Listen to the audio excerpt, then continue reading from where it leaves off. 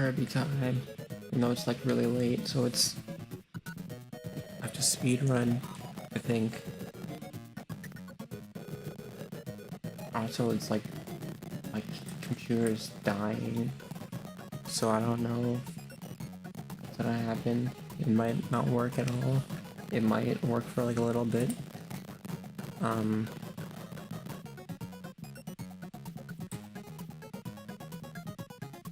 And this is crazy. I have like the past 3 years save files because I played this like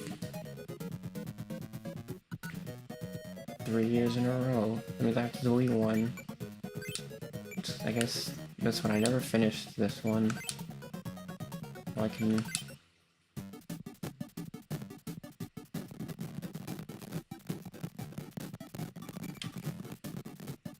I'm probably gonna have to end up being quiet at some point, because it's already late. I wanted to do this earlier so I wouldn't have this problem, but then everything like fell apart and I was like, I don't want to do this now. It's too late. It's not the right time. Now I'm playing late again like last year. It's okay because now I'm like a pro, so I can finish in record time, the world record speedrunner, and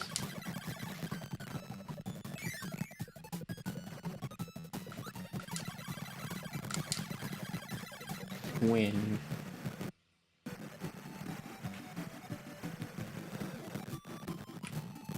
Wait, what did I set my... Oh, I guess it already fell out. I was gonna say, like, what did I set my select button to, but I guess it just already...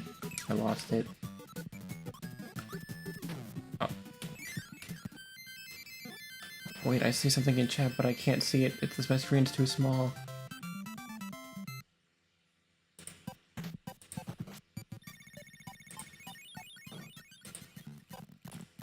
Oh my god, it's Gomi. Merry Christmas.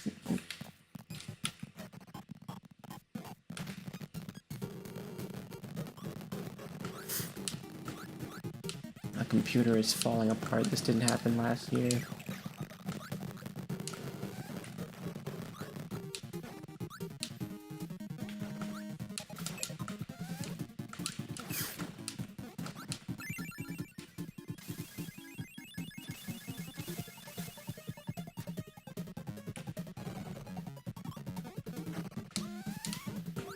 I just realized, is the game even loud enough? Because I can't really hear it, and I'm like, oh.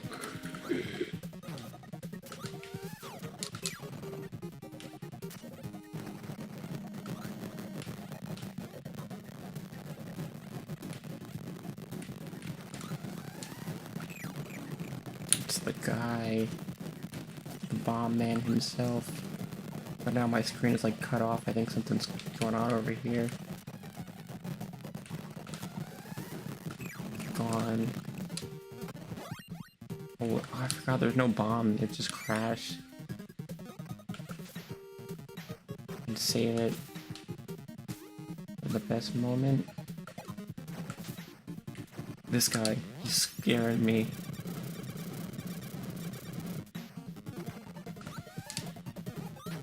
Oh yeah, the number ones.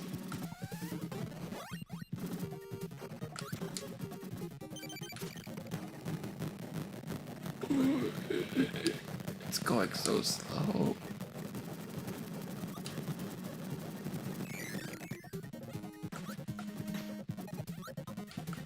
I'm just too fast.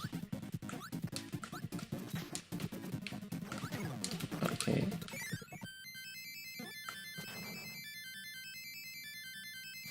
Got it, number one.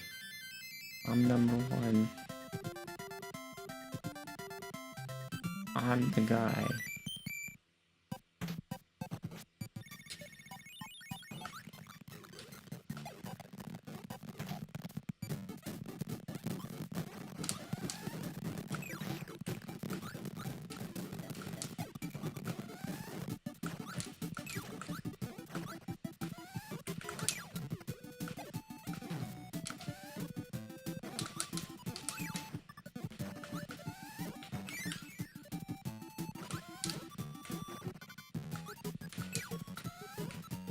if I just played this like speedrunner style of just getting no ability and just like running through it.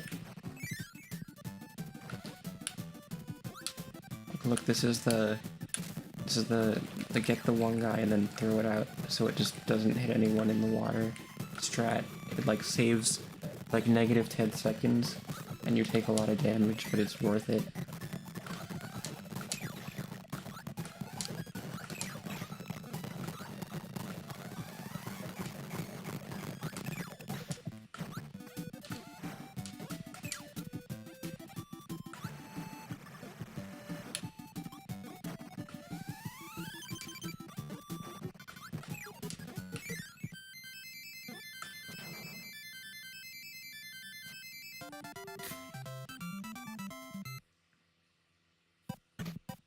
So weird. Like, the camera that I was using like before was like the one in my laptop, but then I got another one, and it's like so much smoother even when it's like dark. Because like the other one, like, even if I turn on the light, it doesn't work because it's like blocked by my shelf. It's going so well.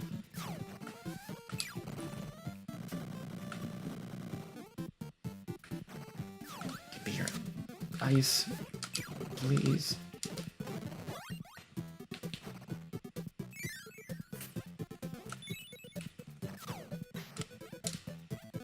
He's so cool.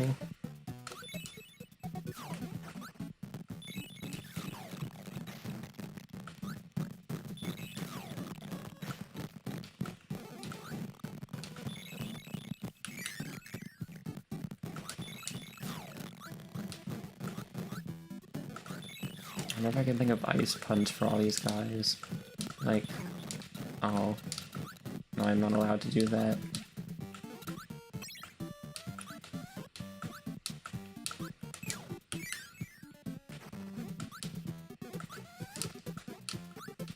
Open. I cover more ground like this, just carry a guy.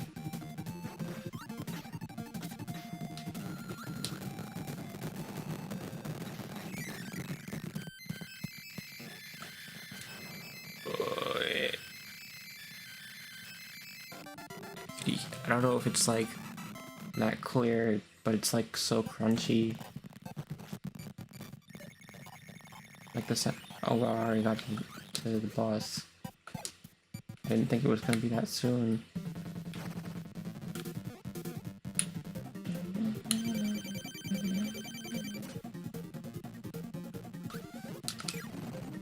He's that guy, but I'm more of the guy.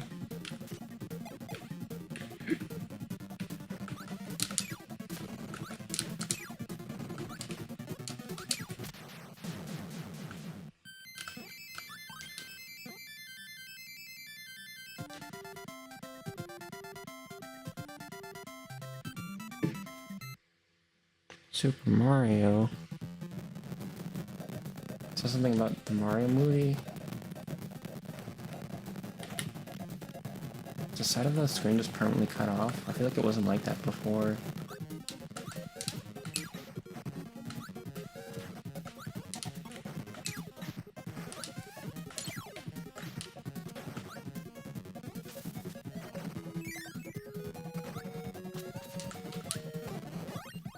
I wonder if sword would just be faster, just like... Okay. Not in my prime.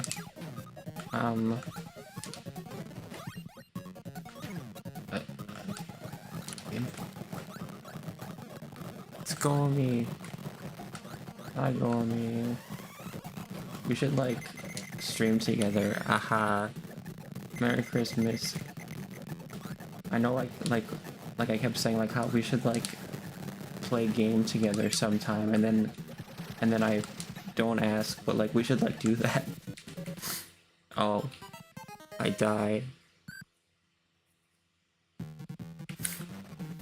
Oh yeah, I was thinking about this like for a while, and I kept like like putting off asking because I wasn't sure, but like, what if because we like talked about like playing Celeste in it, but like, what if we like streamed Celeste in it? That would be crazy.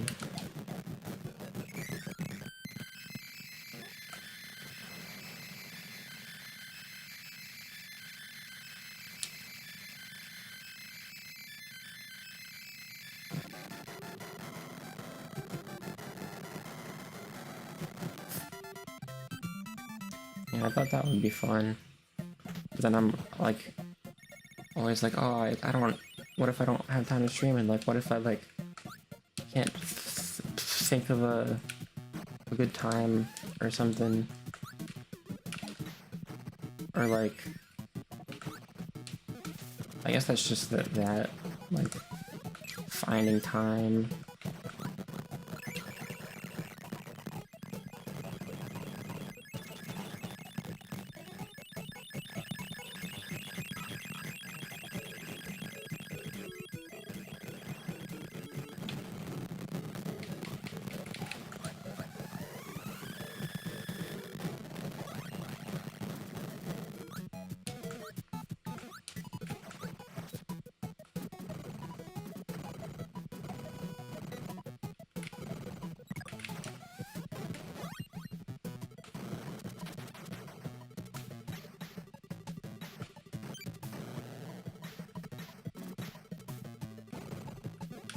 Oh, you're always free for me. I'm gonna try to be free for you. Cause we should like play video games and like, yeah, cause that would be really fun.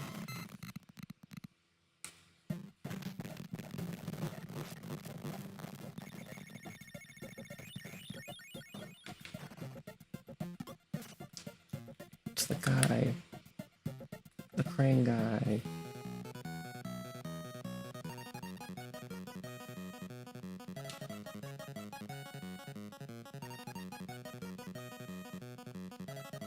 Oh my god, you love video games.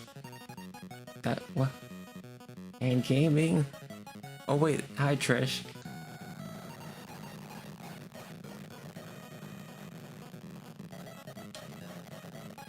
We were just talking about video games. Have you heard of video games before?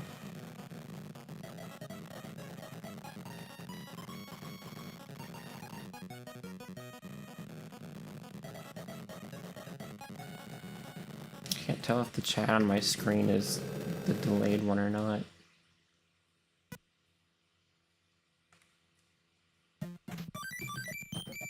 What are video games? That's a good question. I don't know what that is.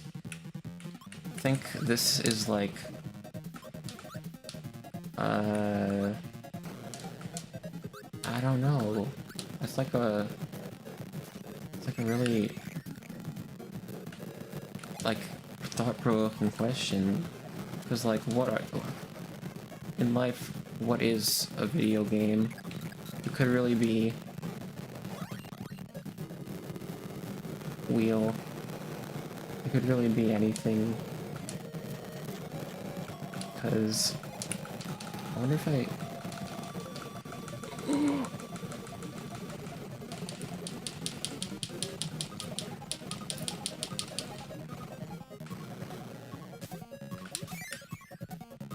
Because they always say, like, you know, video games are like... you know, the real video games really are the friends you made along the way. It's really all about the journey. The video games were inside you all along. And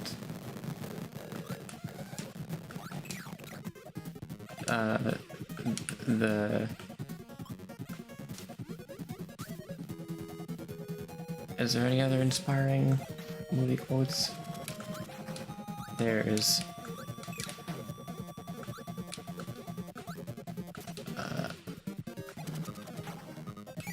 How about those video games?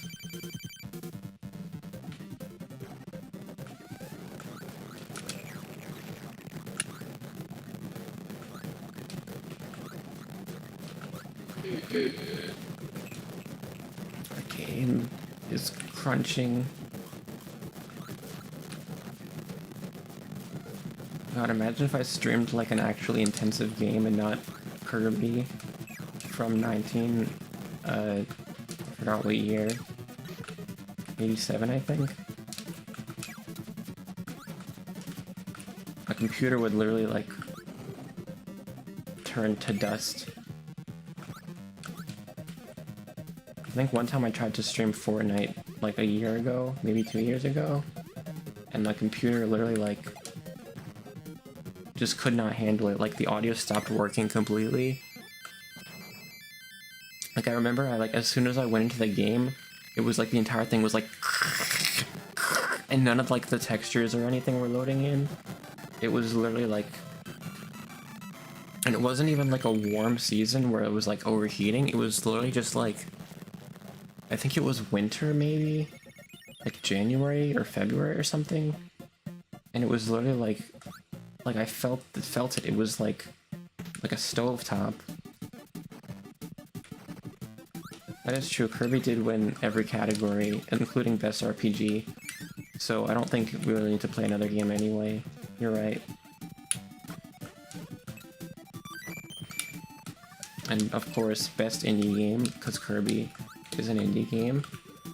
And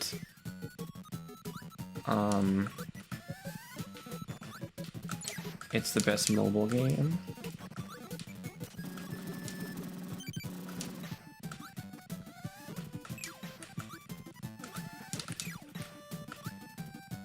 My favorite mobile game.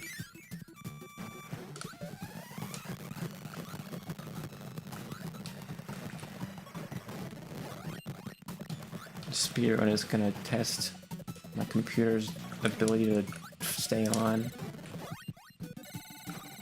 This is the last time I ever buy a gaming laptop.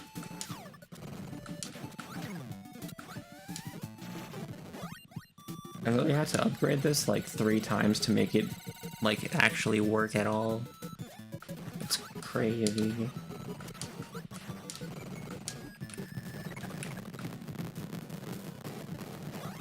It's Michael from Kirby.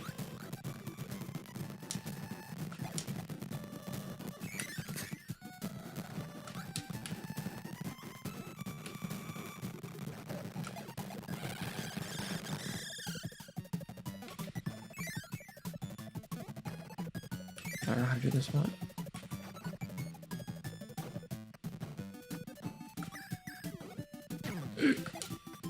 Oh, I lost my microphone.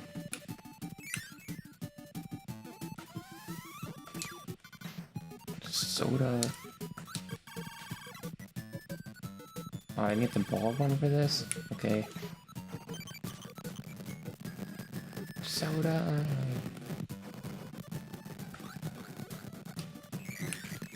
Isn't that soda? That's what I always thought it was, but I think it's supposed to be an energy drink or something. I was like, wow. Bottle of Coca-Cola sure does make me not get hurt in video games.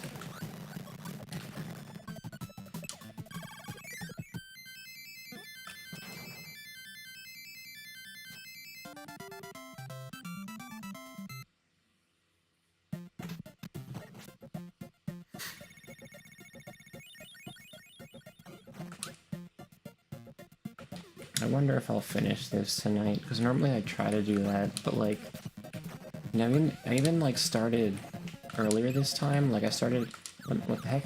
What's going on? I started like,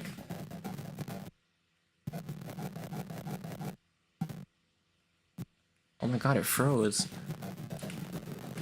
I started like an hour after I did this time. And I finished it, it was like 1, 2 in the morning. So I don't know when this will be done. I want to play games with you too, Romy. we gotta like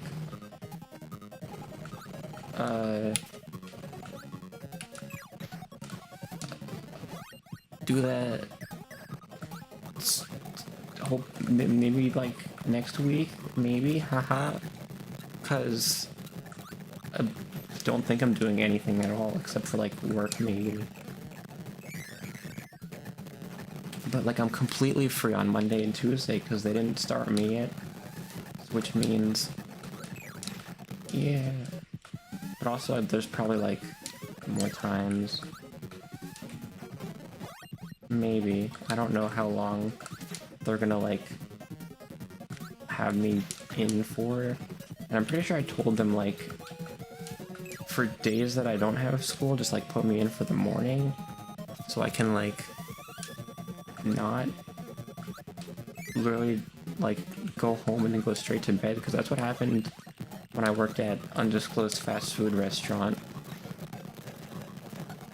which I considered going back to for a second. I was like, oh, they already know me, maybe they'll just like take me back. And then I like looked at reviews of the place like from recently, and even just like from a few months ago, they were like, all of them were like, this place has tanked since I stopped working there. Unrelated, but that is what happened.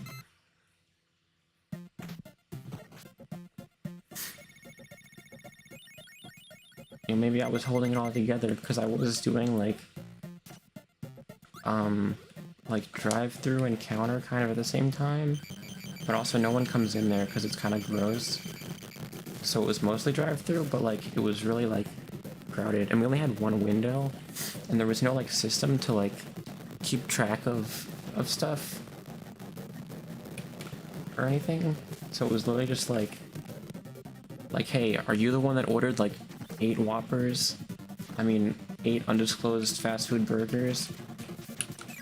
And then they'd be like, no, I ordered, I didn't order anything.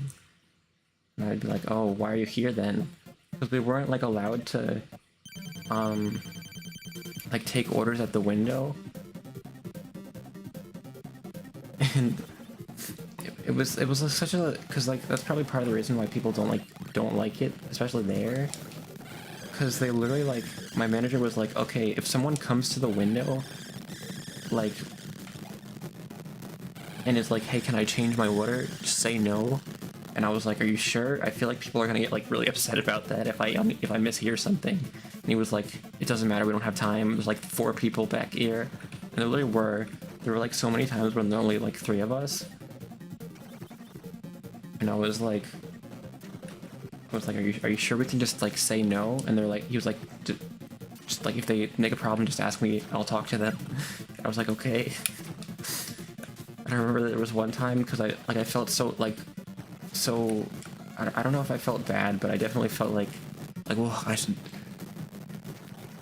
that was probably the wrong thing to say, because of how like busy we got sometimes, and how there was like so few of us back there. I was just like, so a lot of times we wouldn't have time to like make milkshakes, for example, because milkshakes are like a drink thing. But since the only people like doing the service part were me and my manager, that meant that if I was like, because I had to make drinks, so if I was making a milkshake, no one would be on drive-through. And so I was literally just like,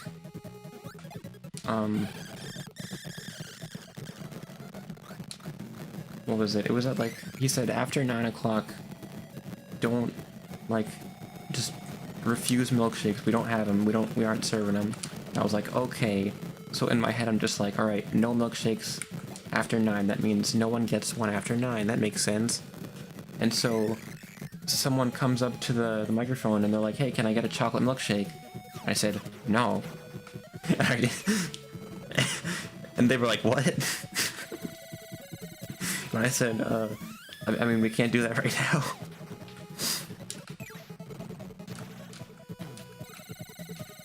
I just realized, like, in that moment, like, like, wait, I just made it sound like I personally can't do that. Like I just don't want to. I did feel bad because there was a lot of situations where, because that microphone and the headsets were like so messed up, like you could barely hear anyone.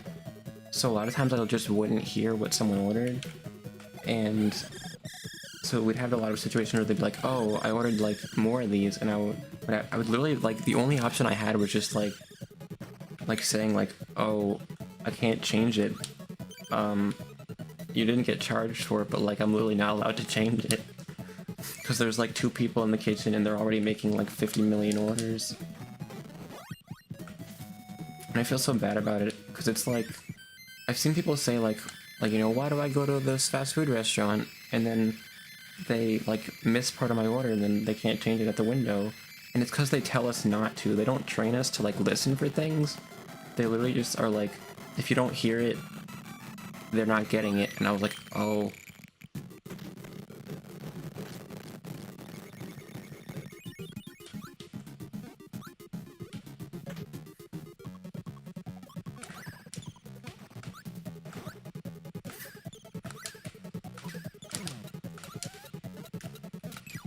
I can't believe 9 o'clock was the... I mean, I guess it makes sense, like, the milkshake time, because, like, I don't know, I mean, because I left at 10, I wasn't allowed to stay past 10, but also they closed at 10, so I guess that makes sense. So it would be, like, the last hour I'd have to refuse people, but 9 o'clock is, like, peak milkshake time. And the milkshakes weren't bad, because, like, how do you mess up ice cream, you know? And also they had there was a really good chicken sandwich they had, but they got rid of it, like, right after I left. And I was like, dodged a bullet, because that was the only good thing they had. At least at that location, because, like, the food... Like, I got hungry while working there, so I was like... And it was free, so I was like, I guess this is fine, it's worth it. And I can't really, like, refuse that, because it's not, like, literally killing me, but also maybe it is.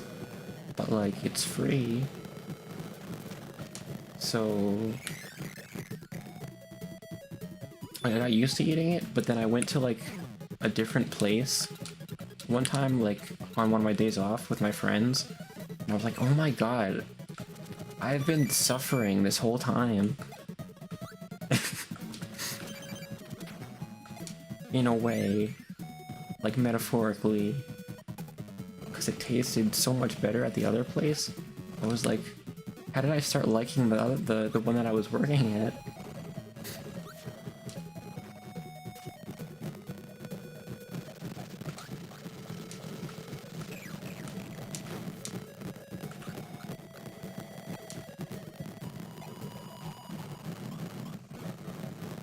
Fast food places are pretty crazy. I don't know why, I, like, sometimes...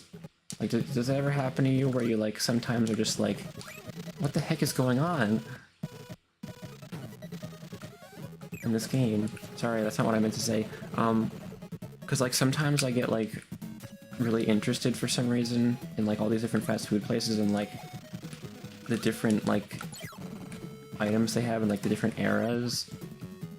Like, they're different sort of styles, I guess? I don't really know. Like, the different places and, like, the stuff they do. Like, wow, McDonald's has spaghetti. I didn't know about that. Then it's like... And, like, seeing how they, like, redesign stuff. Like how Taco Bell used to be, like, a lot of, like, green, I feel like. But now they're all purple and squares. And I guess, like, also how the McDonald's building changed. Because I didn't even realize that the place, like, near my house, had a play place until, like, a couple years ago. They got rid of it and I didn't notice. Now, because I really remember in like 2019, I like, because I was in stage crew for the musicals at my school back then, and so I was there with like some of my friends who were like in the stage crew and in the cast. We did Shrek, it was really cool, but anyway, we went to McDonald's because we were like, let's literally go somewhere and do whatever we want because we're really cool and also 14 years old. And so we went to like we went to McDonald's, we all walked there, and back then it was still the old design, but I didn't even realize that they changed it like since then until like I think last year. But yeah, it was like, because I remember we went, and then back then I was still scared to eat at McDonald's, because the last time I ate there was literally, like 6 years before that, and I got sick last time, so I was like, I can't eat there, I'm gonna get sick. And so I ordered like very little, and then I ate really slowly.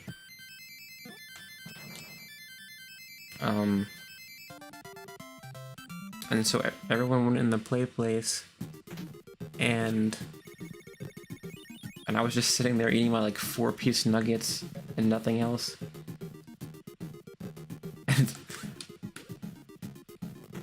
And so I literally remember, because they were all like in the play place, and I was like, I ate so slow, but then like by the time I was like finished with these 4 nuggets, everyone was like, alright, let's get out of here. I was like, and that was the last time I ever saw a play place in person, except for like my vacation, when we drove past one, and I was like, oh my god, it's real! They still have them, they're real! That's crazy. That's not really a thing anymore. Like, I don't think. At least not around here.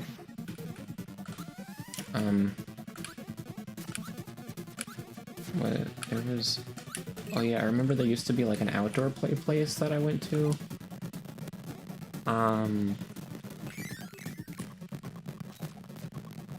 Not like... it was like there was a place that they had an outdoor one. I remember I went to it, but it was like, it rained like the day before, and I didn't notice that there was water everywhere. So they had this like little trampoline sort of thing. It was like this whole setup, like in this play place. There was like a bouncy thing on the bottom, I guess. And it was full of this huge puddle of water, and I didn't see it. So I jumped down onto it, and I slipped, and I was like, completely like just drenched.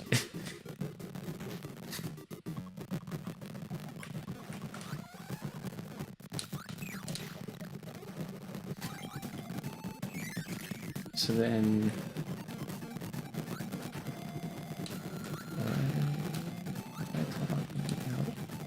or said something about McDonald's, and then I said something about the place I worked at. I wonder if I have any other stories I didn't talk about on there. So there's definitely stuff that I've talked about, but I don't remember how much I, like, talked about. What?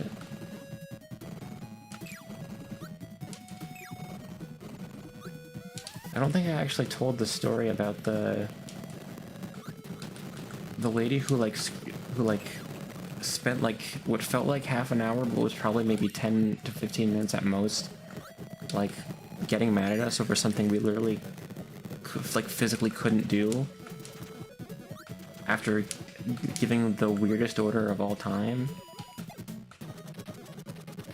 Maybe not the weirdest order of all time, just like the most confusing and the most like sort of like, alright, stop the presses, we have to do everything differently just for like this one order sort of thing.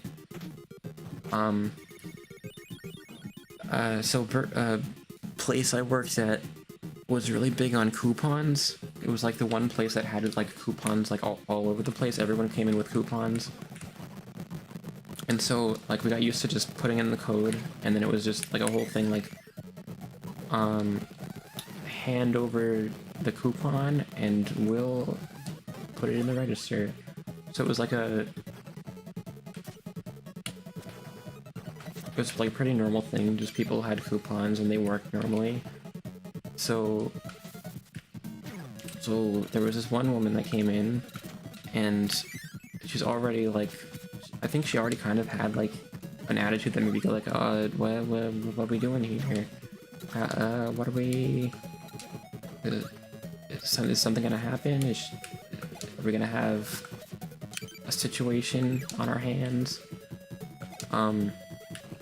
Cause she hands over the coupon and then she's like, she said something that I thought was kind of like, oh, it's a very, like, I don't even know how to describe it, just kind of like I feel like they're about to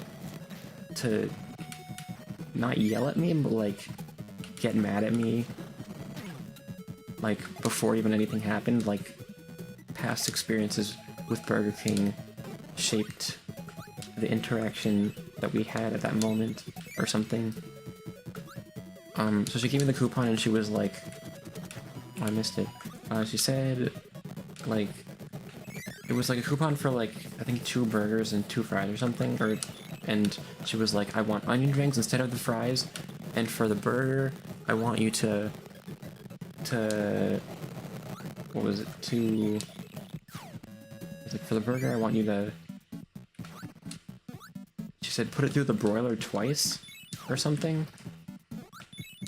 She said she wanted it like a hockey puck, and I was like, okay, I don't know if we can do that. And so I turned around to my manager who was sitting behind me. He was like, I think helping with another order. And I was like, she wants a hockey puck. And he was like, we can't do that. It'll be a hockey puck. And I was like, I turned back around and I'm like, we can't do that. It's a hockey puck. And she's like, no, they've done it for me before. Give me the hockey puck. And my manager's like, we can't do that. It's a hockey puck. And she was like, I want a hockey puck. And he was like, okay. So after that happens, it's like we're already like, okay, we're kind of not, like, I guess, in the mood for this situation. I guess it wasn't really much of a situation yet, but I already was like, what, why? So,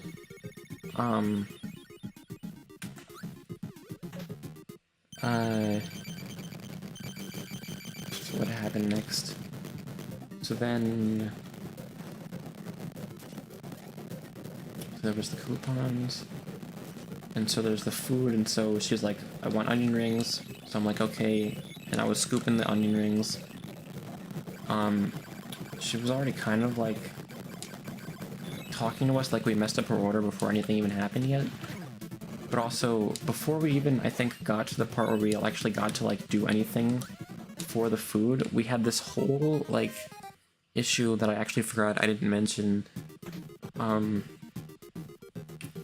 with the coupons, because that was where it all started. So she gave me the coupons, and I was like, okay, cool, I know how to put in coupons. And so I type in the number, and the register says that, like, because the thing, like, on the register, it's like, you put in the coupon, and it's like, alright, here's how much it's gonna cost. Like, just all the normal items, I guess. Like, the items on it. And so it was like, your total for these 2 coupons is $100 each. And I was like, that's not normal. So I turned around to my manager, and I'm like, that's not normal. Something's wrong with these coupons. And his first instinct was like, oh, you put it in wrong. Here, let me do it. And so he does it, and it's still $100, and he's like, well, that's not normal. What did you do? And I was like, I didn't do anything. I did it normally. And so,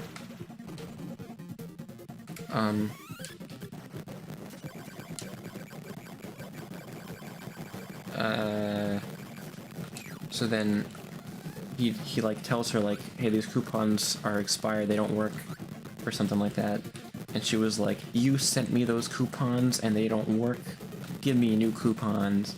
And he was like, I can't really do that, because we're not like the corporate place. We can't just give you coupons. We don't, like, we're not the ones who send the coupons. And she was like, oh, you can't give me my coupons? I can't believe you can't give me my coupons. You sent me these coupons.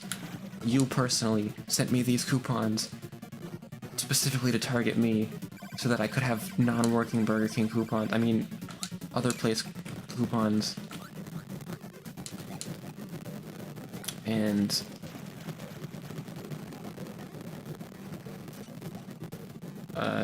so he was like, alright, well, I can give you this receipt paper and you can fill this survey thing out and it'll just like give you a coupon that's like not the same, but you get something. And she was like, no, I don't have time for surveys.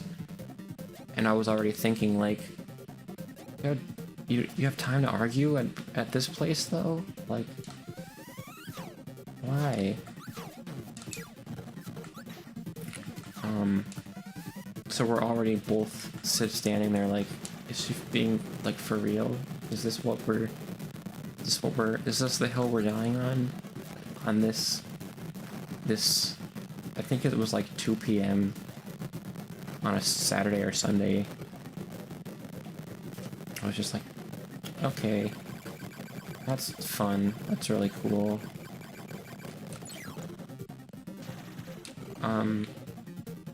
So eventually she just gives up and is like, fine, just give me like the normal thing that my coupons were for. And so we handle that, but also so the problem with the receipt was the receipt printer was like, it's been broken. Like the ink was like, there was something wrong with it where it only printed like the left half and the numbers were all on the right half. So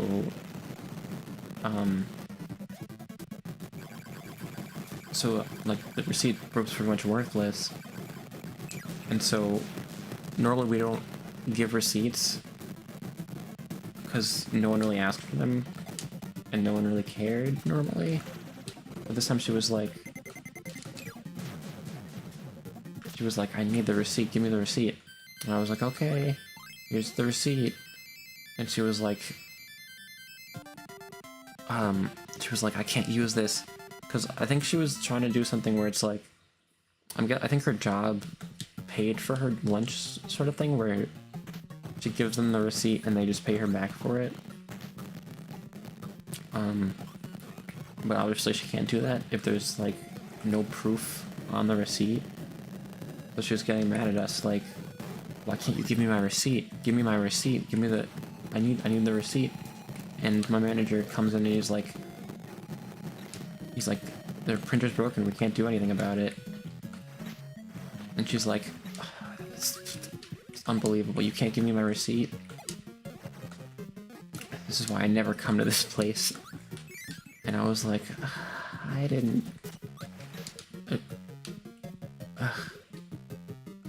that's... very... I mean, fair, I guess, but like, that's none of our faults. We don't make the printer. Like, we're not responsible for any of that. We really can't do anything. And he literally was offering like here, I'll just write it down on this paper so you can still have something. And she was like, no, I need my receipt. And actually, I'm pretty sure like first, like we gave her her food, she paid, and we were like, okay, this interaction is over. We can get back to doing our jobs. And so I was like filling someone's fries order or something. I think for like a drive-through order or something. And like we're all like busy and she's still standing there. She's making like a scene, like like she kept talking. I kind of tuned out what she was saying because I was like, can you stop talking, please? I'm trying to actually like do something.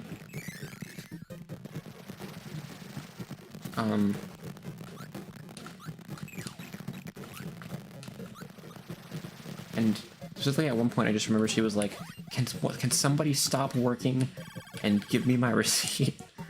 After we already tried to explain that the printer was broken and there was nothing we could do about it.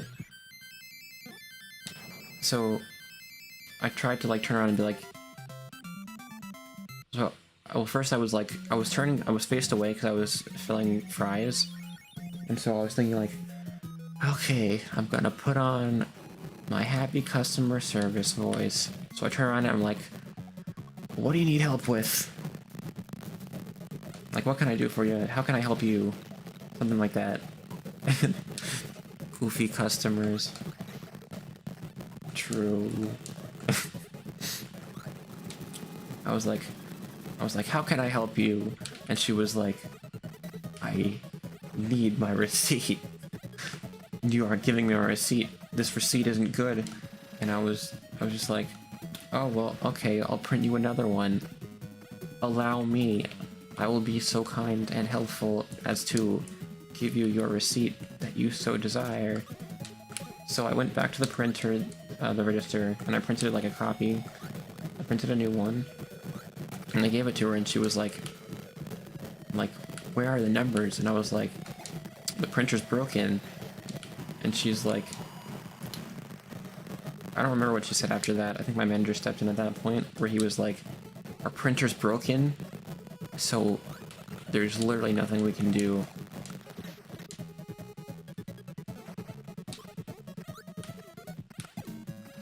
And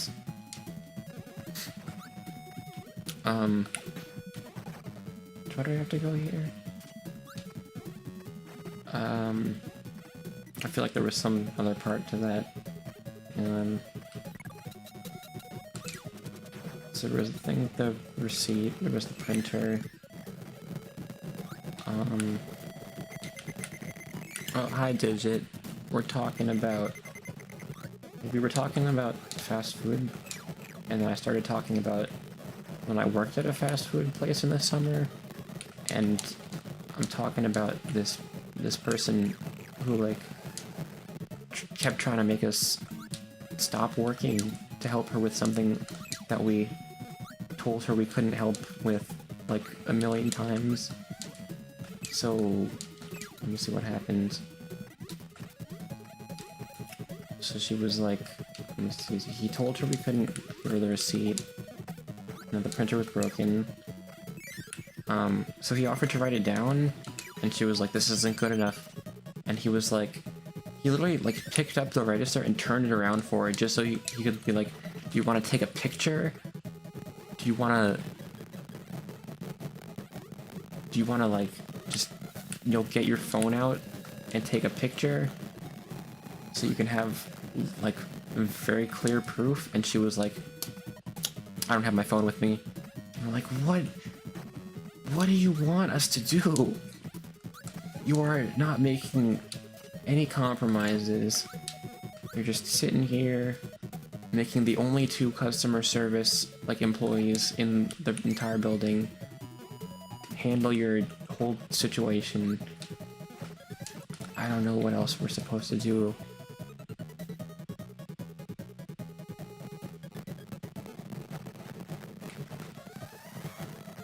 And so she went on this whole rant like something like, it's unbelievable. You can't give me my receipt. You can't give me my coupons. I never come in here. Oh, the best part was when she had the nerve to have an attitude when she walked out. Where she was like,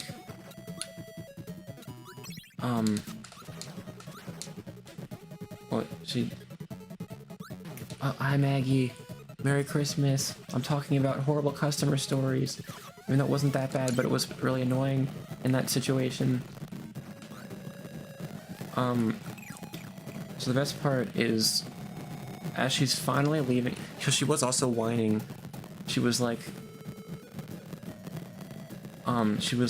while we're like, so she already had her food. It was already, like, the situation was, the transaction was done. And she is like, she's like complaining like, my food's gonna get cold. You're letting my food get cold. How dare you? Or something like my food's gonna get cold. Stop wasting my time. And it's like, okay, so that's all happening. That's fun. That's cool. That's awesome.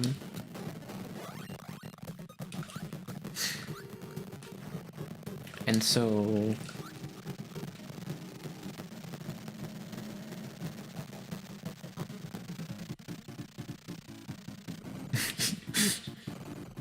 just making her own problems.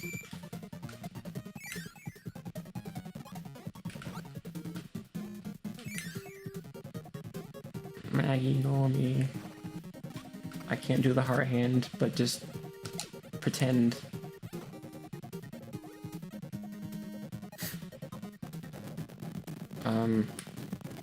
She really was making her own problems in this. So like, what happened? Oh yeah, so the best part was after this whole thing happened, she's like whining, and she's finally like the situation has reached its point, and finally she's just like, I guess her lunch break is ending, so she's just leaving. Like she just had need to kill half an hour, so she was like, here, let's go to undisclosed fast food restaurant and make a scene for like 10 minutes.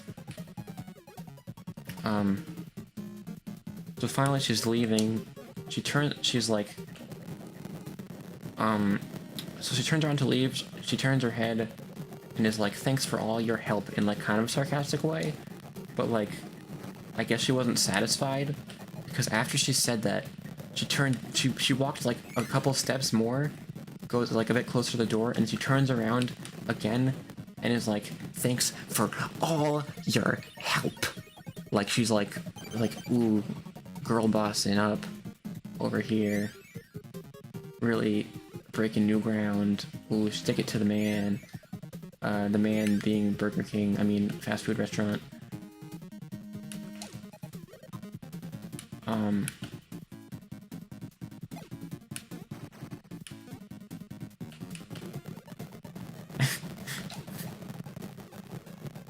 No.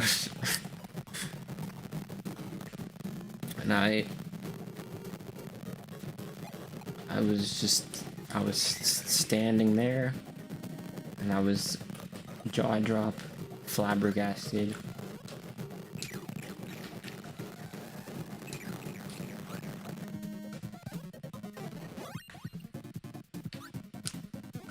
Yeah, Burger King was such a place to work at. It really was.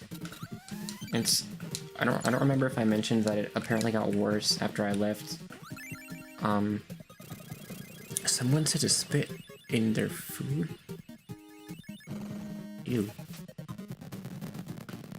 That's...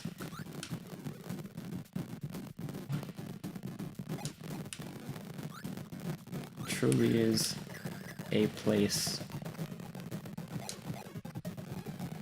I can't believe I used to think McDonald's was like the bad one. Because back when I was like 8, I had like 10-piece nuggets at a McDonald's. It was like a Sunday, I think. And then later that afternoon, I was sitting on the couch, just watching TV, and then I felt sick in my stomach, and then I got up and threw up on the carpet. And then I ran to the bathroom and I threw up some more. And then I stayed home for an entire week. And so from that point on, I swore off McDonald's for like a solid 6 years, I think. Yeah, it was like 6 years, because then the next time I went was like when I was 14.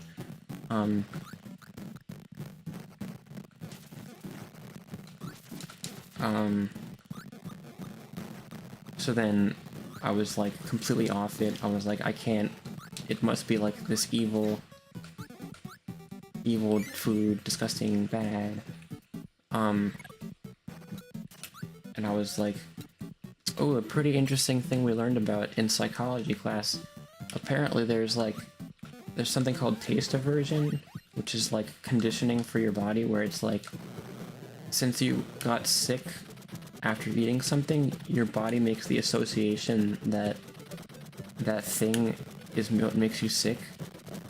So then it makes you feel sick to eat that thing.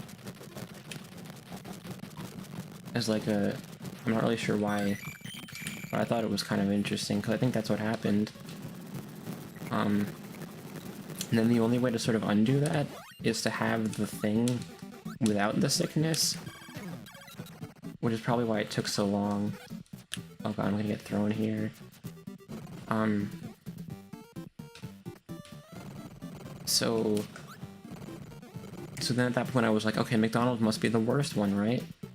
Because I believed in that pink slime thing, where it was like, oh my god, McDonald's makes their food with pink slime. But fun fact, pink is the color of raw beef, which is normal. Bye, Maggie. Happy Christmas and married time of all time.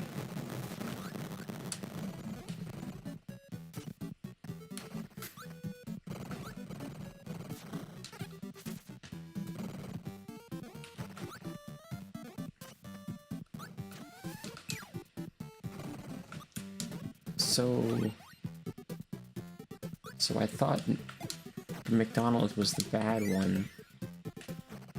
And I literally never had a McDonald's burger like ever in my life up to that point either. So it literally didn't even apply, but I still believed it for some reason. Oh my god, it's my favorite ability! Wait, no, my favorite one is the other one, but I like this one. Because you can just...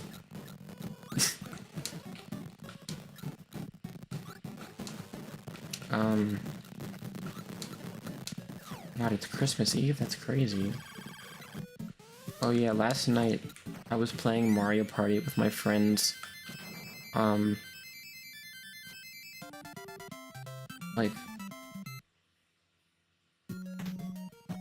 IRL friends, we were playing Mario Party, and it was a beautiful disaster.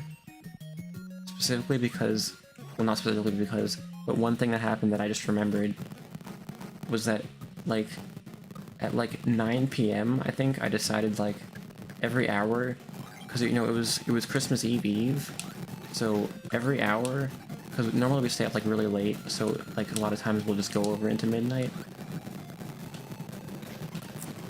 and so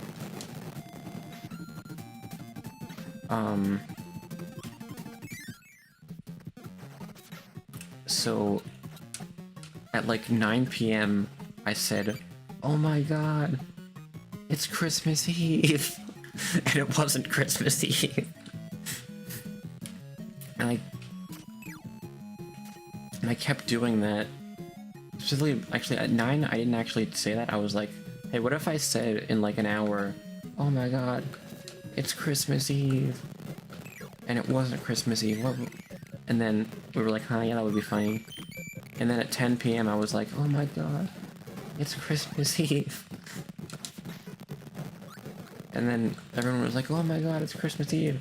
Wait, no, it's not. Shut up. And then we never even stayed on until 12. We just went to bed because we were all tired. What do I do here? So then, we were talking about fast food, right? Oh my god, it's Christmas! Wait, it actually almost is. Oh no. I think I was stuck in an infinite loop in that room. It always happens. I always forget that room is like just a loop.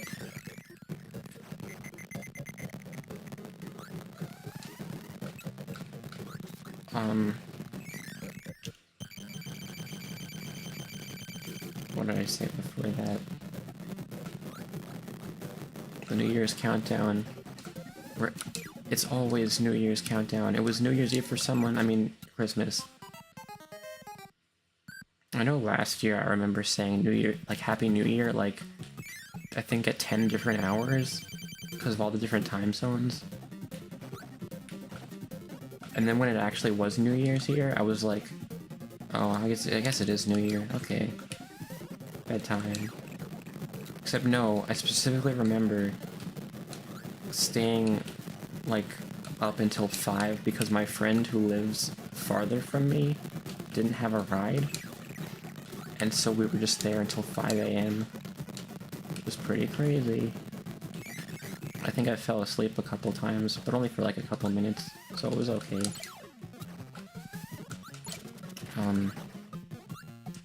What did I say about how did I get to this from... I said something about McDonald's and then I started talking about it being Christmas. I think I got, like... I went into a whole tangent somehow.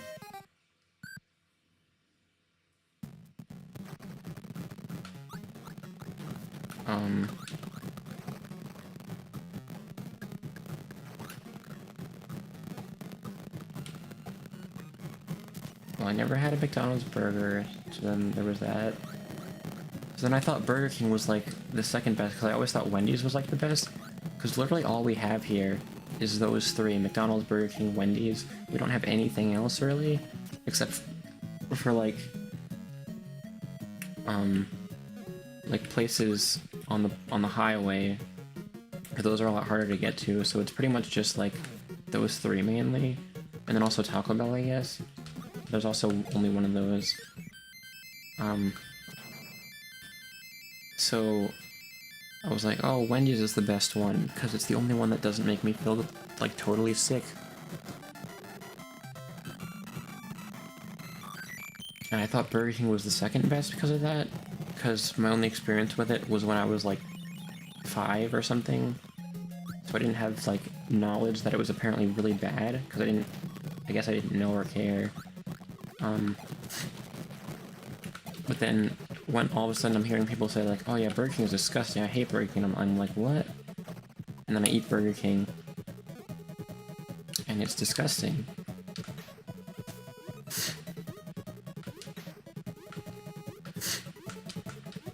I did finally get to try In-N-Out in August though. It was really good.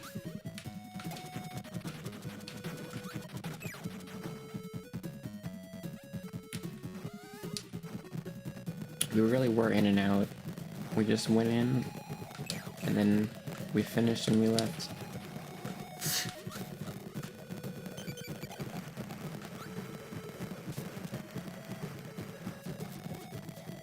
It does.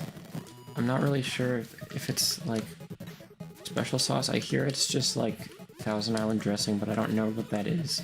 So, you know, in my eyes it is In-N-Out sauce. Either way. Man, I want to go back there now. Also, I don't know, I'm kind of fast fooded out. I had a McDonald's on Friday. That was my Christmas Eve feast for lunch. And then I had a single slice of pizza for dinner. Because I got like... Oh my god, we should wait. I feel like we talked about this before. Like, oh my god, what if we, like, went to In-N-Out together? I think I was gonna draw us, like, all at In-N-Out. But then I never did, because I, like, got, like, super busy on the vacation. Because we were, like, walking around so much. Like, oh my god, we should, like, go to In-N-Out together,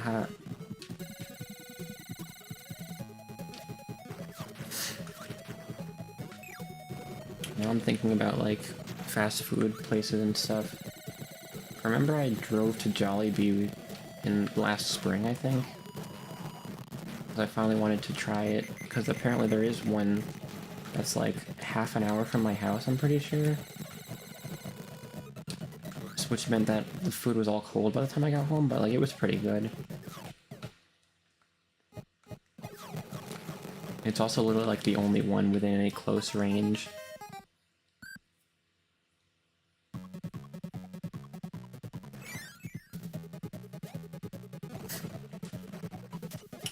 The hardest part was getting there, because the parkway not, I don't think it was the parkway, it was just like the highway, but it's like scary because it's on the other side. So I had to go off and then get, like, I had to cross over it.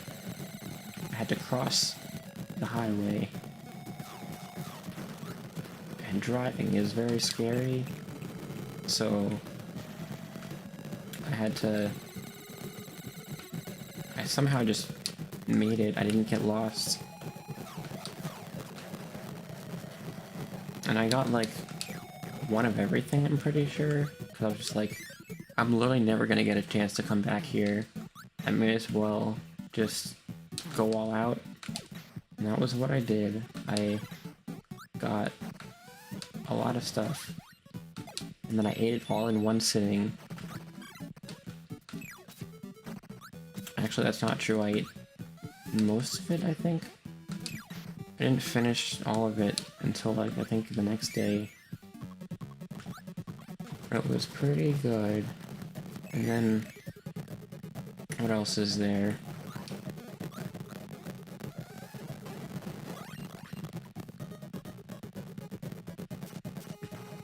I don't know, fast food on, like, around here, I guess, is unfortunately kinda, like, it's like, the only stuff we really have is the stuff that everyone has, I think. But also it's fast food, so it's like, you know, it's just fast food. But also, it's fast food.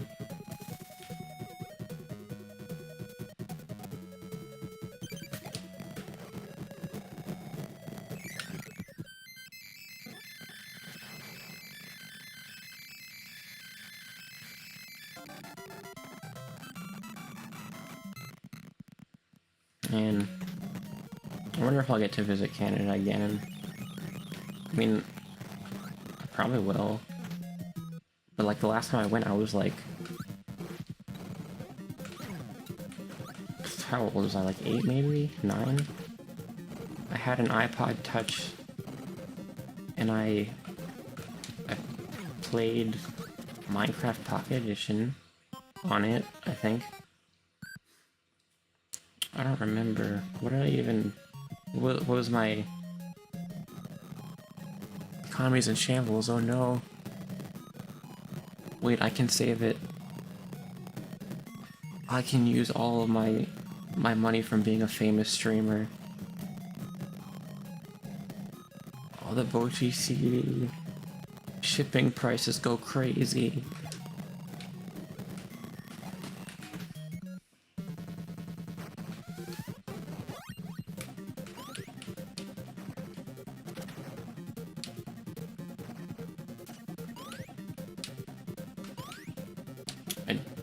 I do remember I liked, even though I was like literally too young to remember most of it, I remember having fun, but I don't really remember what we did. I feel like it was more like a, I guess like a museum kind of trip, where it was like, because we went to Quebec, and we went to like museums and stuff. Oh, your friend got one is gonna ship it to you. That's, oh man, maybe I should like buy a disk drive for my laptop. I'm so sad. They don't make laptops with disk drives anymore. And my CD player is broken.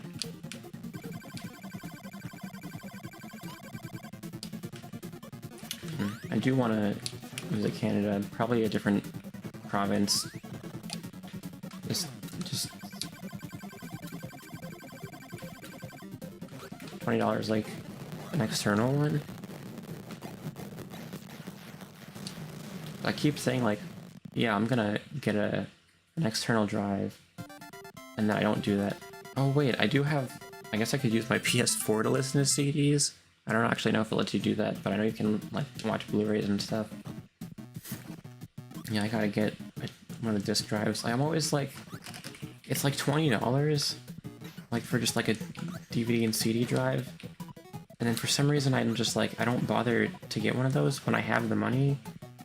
Or it's like, I don't have, like, what is it like?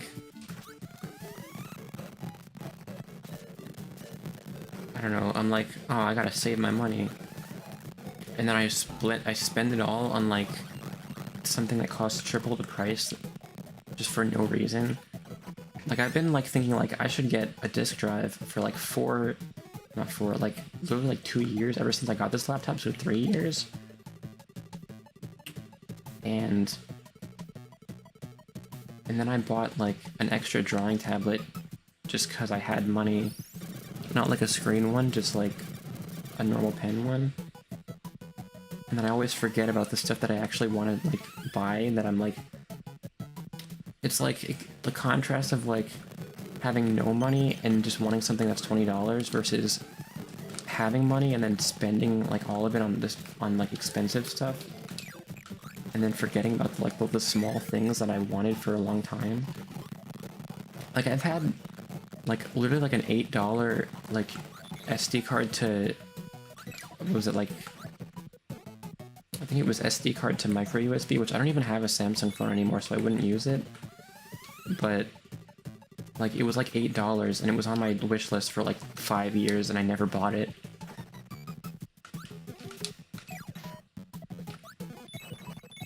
And then I had like, well, right now I have like 2 drawing books. Like there's a how to draw and there's how to render that I want to get. And that's like a combined 60, I'm pretty sure, and I'm just gonna be like, I love spending money. I think I made, like, there was something I wrote at some point that was about games. Oh my god, we could like totally meet up, What if... Man, it was so cold today. But like with video games, I remember, actually wait, I'm gonna actually check. I think I wrote it down because I thought it was funny, but I didn't actually want to post it.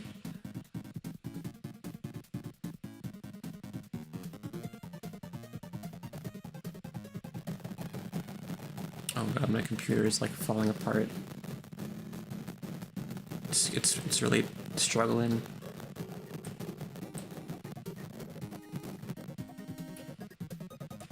Oh yeah, it's when a game I've been wanting to play is on sale for $30, I say, no, that's a lot. I haven't played that series yet, so you know. And I'm pretty sure the context was I was gonna buy Guilty Gear Strive, and I was like, nah, that's still a lot, and I haven't played the series yet, so maybe I should like try a different one. And then the Hololive Among Us thing came out for $10, and this Splatoon 3 came out for $60, and I was like, haha, I love spending money. And then I spent $70 in like one day.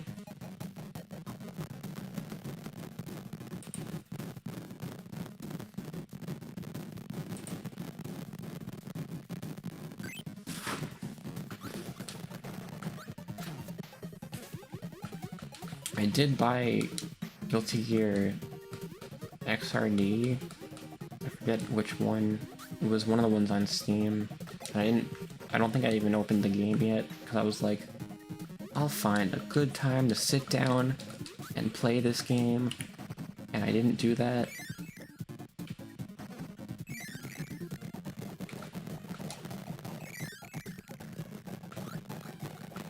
I wonder if my computer could handle me opening Steam to find out which game I have. Or I could check on my phone. Speedrun. Checking my phone to see which... I typed in the wrong thing.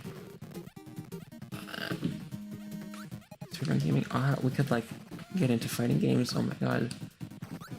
And like together, putting my fingers together and blushing face. Oh my god. Which game was it? It was right here. Guilty Gear XRD Rev 2.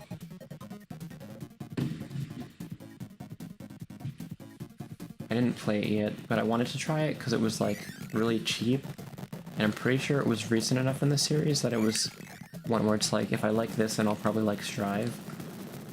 But I never had time to like get properly into fighting games, I guess. Because there was Smash, but then I'm pretty sure like the time when I was actually like starting to like try to like go to tournaments like in person, that was 2020 March. It was March 2020, and I'm sure you know what happened in March 2020. Traditional fighters are scary. I remember I played Street Fighter 2 on my iPod Touch, and all I did was mash the button that made you do the cool one, the cool move. My brain, I don't remember what it was. I'm pretty sure that version's gone because that was back when they used to just like throw anything on the App Store. And so it could have just been a jumbled mess, and I was like, aha, I love pressing buttons. Yeah, Smash is easier to get into. I was in the esports club at my school this year for like a few months, but we all sucked and our coach quit on us.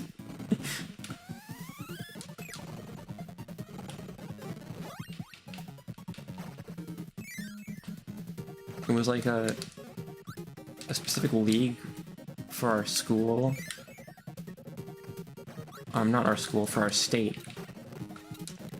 That it was like competing with other schools in the state, like other high schools.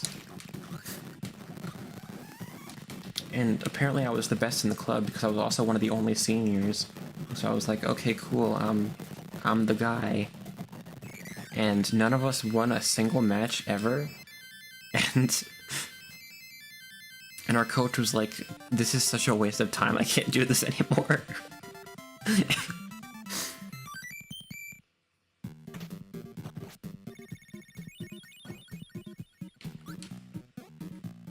And then we had another teacher who was also in charge of the club, who sort of took over Smash again as the coach.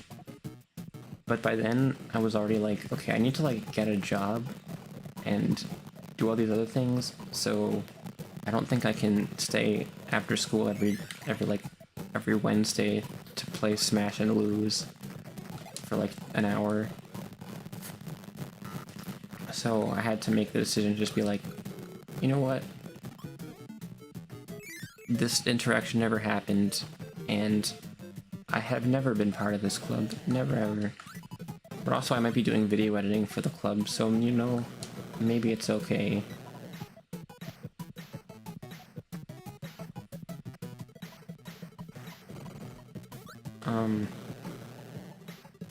Yeah, other than that, like, I went to Smash tournaments, like, twice. Actually, no, it was once. I played in one in-person tournament in March, I think, in 2020.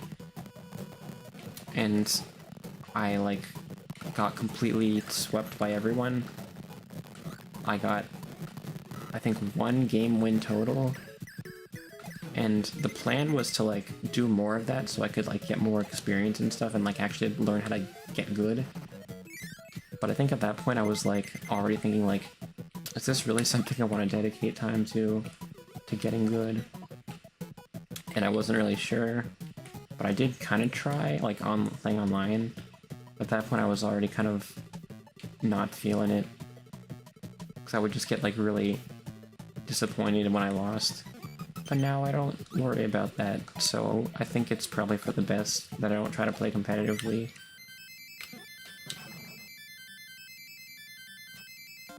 Because now I feel like speedrunning is probably more of my, like, if I'm playing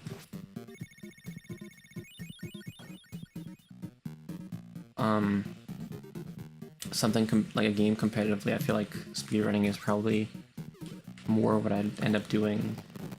Because there's Celeste, and then there's also, I started getting back into Mario 64, I think, this week. I kind of want to, like, try it more. Because I'm pretty sure the 16-star route, which is the only one that I ever did, is a lot different from last time I played. So that's cool. I might try to do more of that, maybe.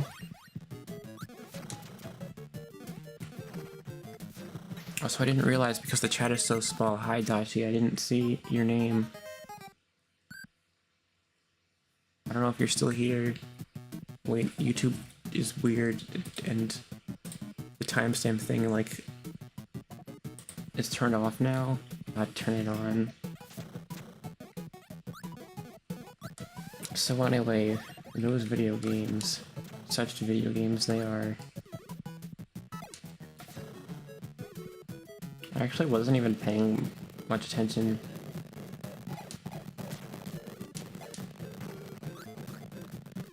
Go me.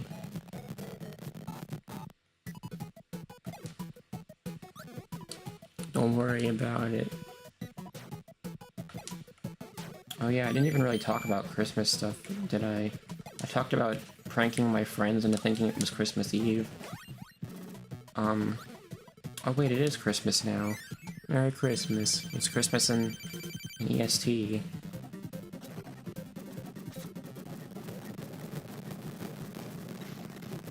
I didn't talk about Christmas stuff much. I kind of zoned out of the... I mean, I wasn't paying attention to the game as much, which maybe is better, because I feel like I've played this game so many times. I never actually talked about why I have the tradition of playing it all the time. It started in 6th grade. In 6th grade I was in a computer class, and it was really boring, because, like, actually I don't remember what we learned at all, because our teacher literally disappeared for, like, a few weeks, I think.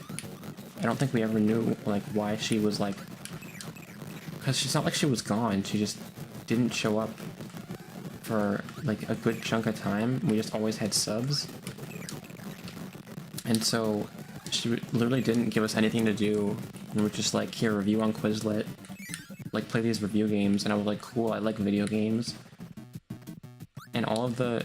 I put in the wrong one, and I actually started doing, like the advanced computer class stuff for the 7th graders. Which back then I was like, whoa, advanced. And wow, just looking back, I completely forgot there was a web design class in my middle school. I was so used to there only being that in high school, I completely forgot there was one, because that was the stuff I was, like, practicing. And it wasn't even the stuff we were learning. But then none of it mattered because our teacher didn't make us do anything.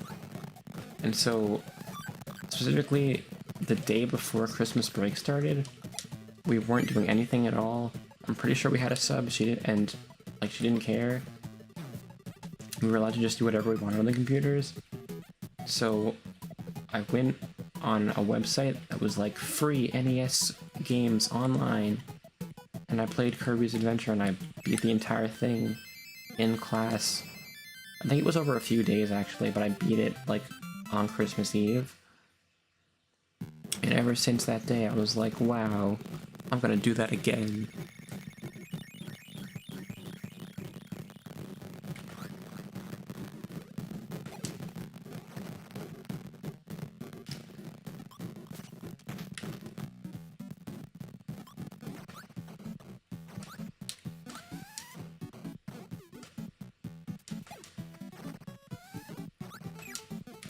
Yeah, I never really did talk about Christmas stuff yet today.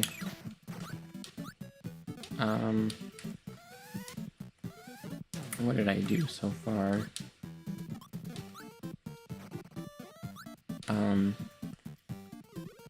Well, we host Christmas, so we're gonna see more family tomorrow. But today I don't know, we kind of just sat with, like, some of our family at their house. We had dinner, we watched TV. I don't know, we didn't really... It wasn't like a huge event, we were just having a grand time. And that was fun. I think my brain is starting to turn off. I gotta speedrun this game.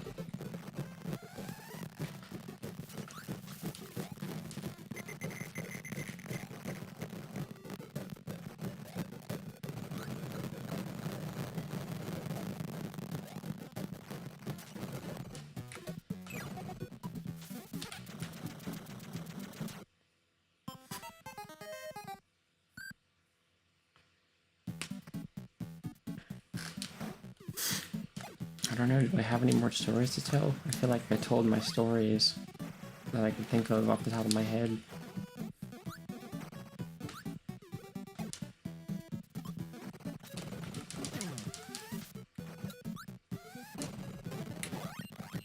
Get this guy out of here. It's done.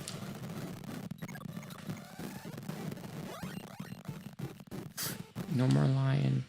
And the game froze.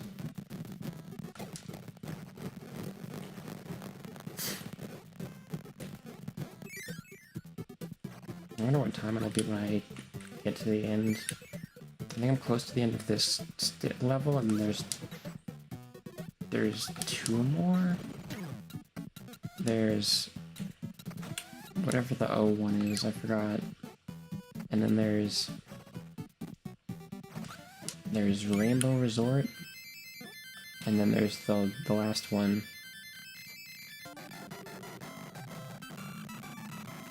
It's Orange Ocean, is that what it is?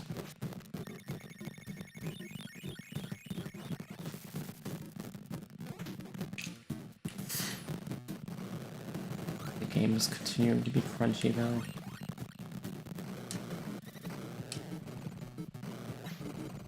Oh.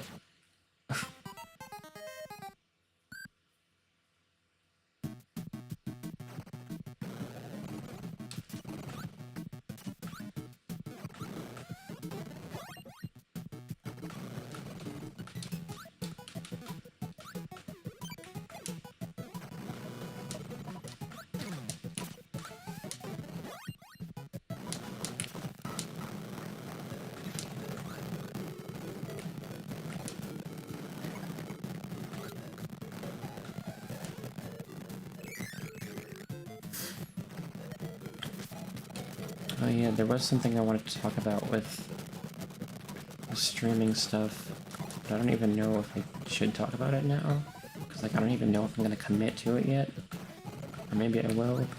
Maybe I shouldn't have said that I'm not sure if I'll commit to it, because that makes the announcement / not announcement less big. I don't know. I wanted to like sort of have some kind of like, not necessarily New Year's stream, but like sort of like big last stream of the year, even though I only streamed like twice this year. Or wait, no, there was a bunch of Kirby streams. And be like 2023 is like a new stuff. Because I really want to make like a whole, since my character's been like really redesigned since I made this model in, what was it, March 2021? This model is almost 2 years old. Except I updated it earlier this year. But it's like, I'm gonna make a new one. And I wanted to make some like cool stuff to go with it, because I thought that would be fun. But I don't know how much I'll get done in the next month, because I wanted to do it like before the end of January, to do like a proper debut sort of thing. Since right now I've kind of just been like, hey, I'll stream, maybe, and then a lot of times not do it. So it ends up being like, what if I like commit and like I'm that guy,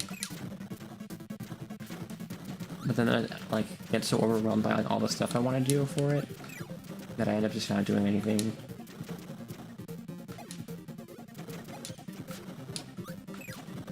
So I want it to be like new model, really cool, and then I wanted to do like big animation like, for something.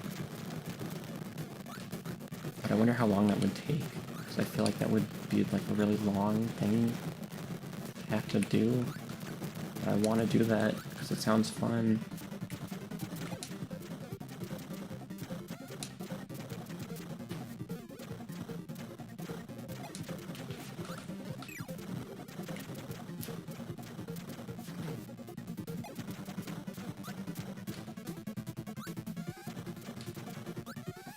Maybe no one heard that, so I can just pretend that never happened. And I can be like, wow, big surprise that no one knows about. I can be sneaky and just pretend I didn't say anything.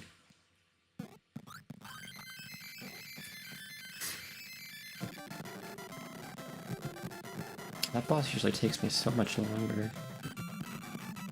Like, I think last time it took at least 5 tries. What is Orange Ocean?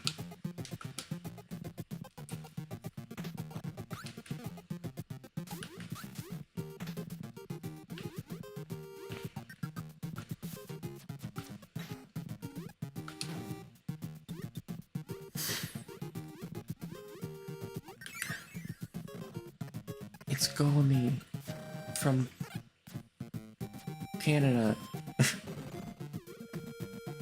I was gonna say from Gomi World, but that doesn't make any sense.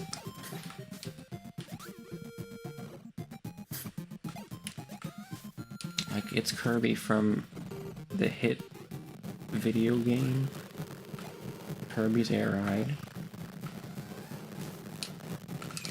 Forgot how to do this one. Oh my god, I have to get out of the water and then spit it out of the water.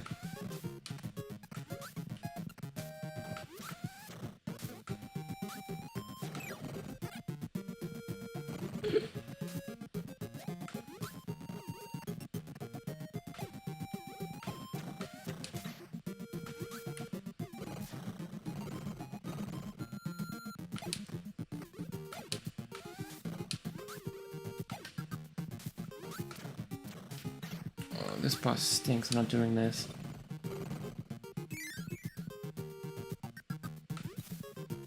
I don't even remember what that boss gives. Oh yeah, that one does give the best ability, but I don't think it's worth it for this.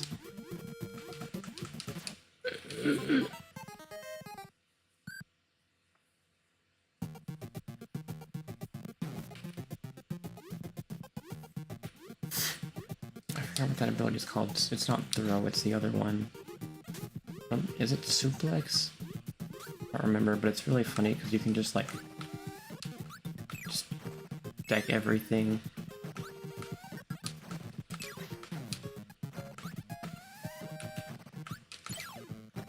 I think generally, other than Kirby in the Forgotten Land, I think the last like actual stream I did was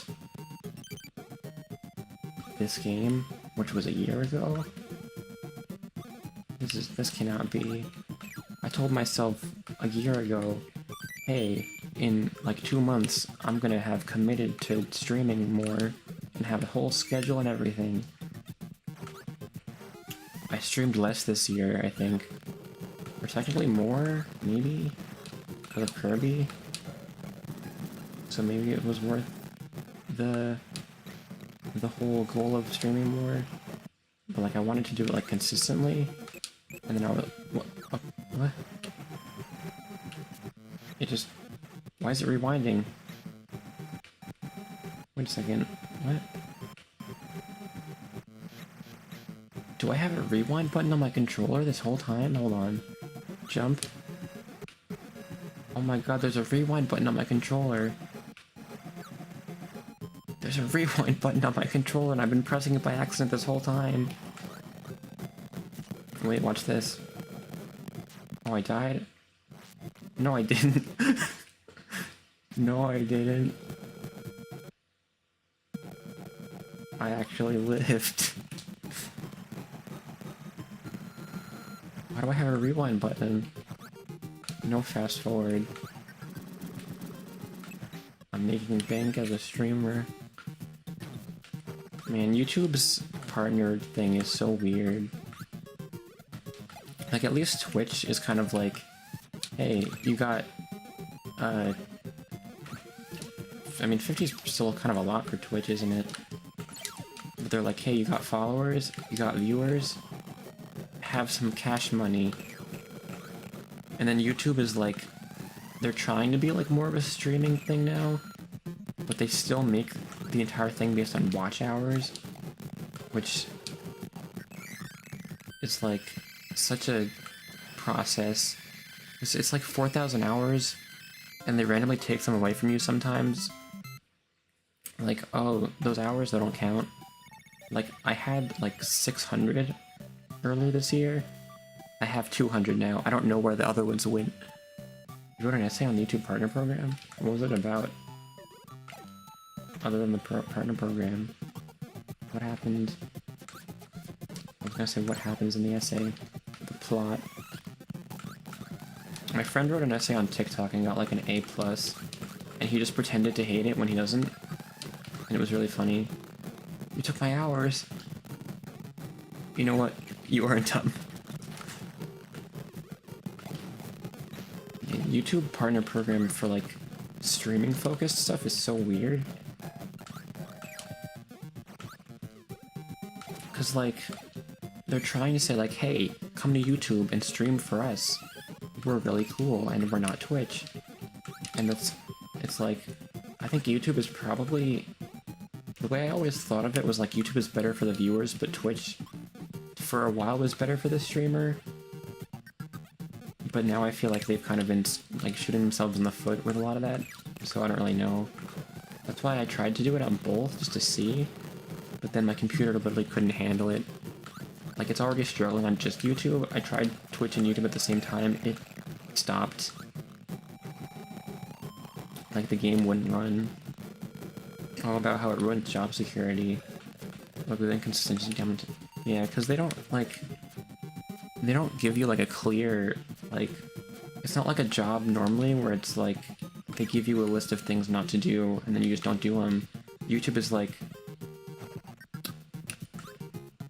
actually, according to this computer that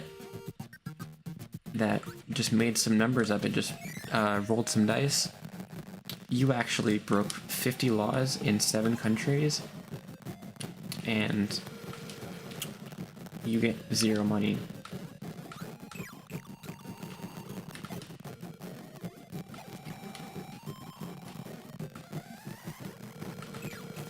Those are some big words. I'm assuming you mean like they sort of, I guess, like preferential treatment or something? Like, you're important, so we won't take anything from you, but we don't like you, so no money for you. Maybe? I don't think I've heard that before. Those big words.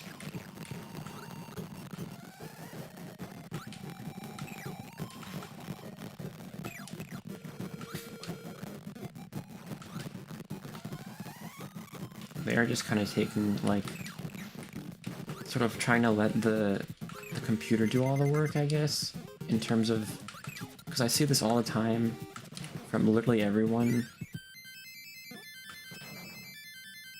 And YouTube does just prioritize, like, the big bucks, and I guess everyone kind of does, but that doesn't make it good.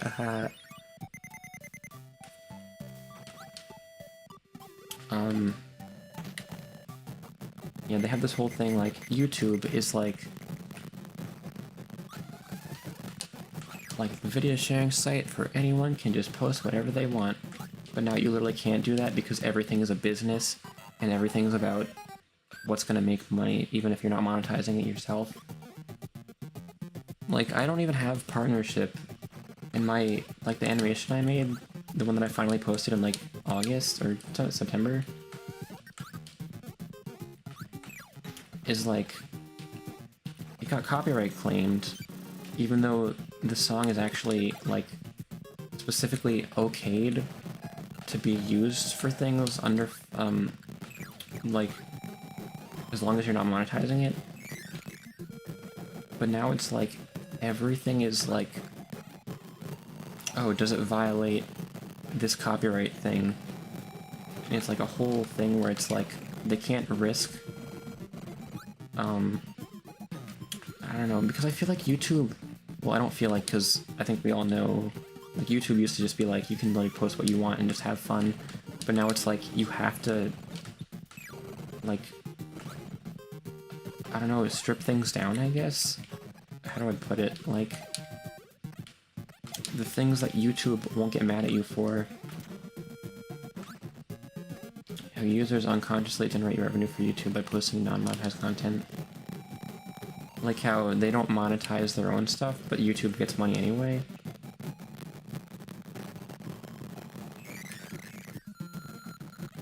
I'm not sure if there was a word for it. It does sound really familiar though. Especially because, like, YouTube will, like, just, like, randomly monetize stuff for themselves, and then, oh, that reminds me of something that I hate that Twitch did, that basically makes me so like, upset, that, like, this happened a while ago. There's, like, a thing they changed about their ad system that's so annoying, because it makes it feel so, like, scummy, what they do. I guess, how do I put it, like, so sneaky. Back in the day, when they used to say, like, over the single ad, because it used to just be one ad that would play, it would say, this ad supports, it would either say Twitch if the person wasn't, like, monetized, or it would say the person's channel name if they were monetized, and she'd be like, okay, this is the person that the money's going to, so I know, like, what this ad is doing. And then they changed it, so now they all say, you can enjoy channel name after this ad break, or after this ad, like if it's a pre-roll. They don't tell you who's getting it anymore. It's so, like, weird. Why? Well, I know why. Like, why? Because they also,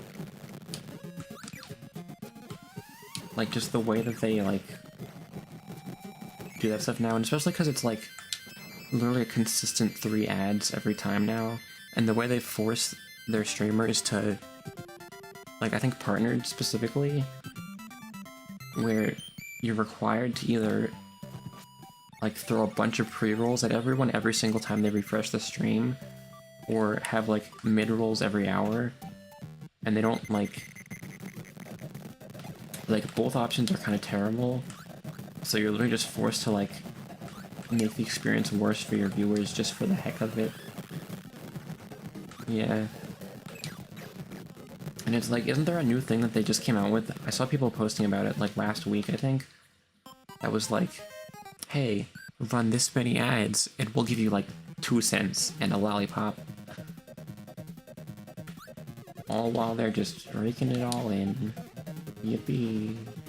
We love when big company controls everyone's fun.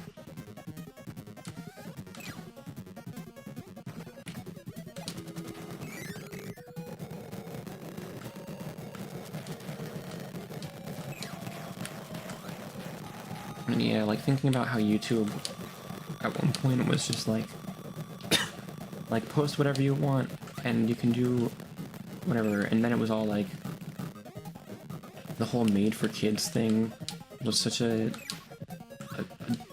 annoying thing they did, even though they kind of had to, but still, like, the way of doing it is annoying, because there's no, like, separate uploading for YouTube and YouTube Kids. It's all one big umbrella thing. So all the old videos, like, from channels that aren't active anymore, that got marked as for kids are just stuck like that forever, until all the comments are gone.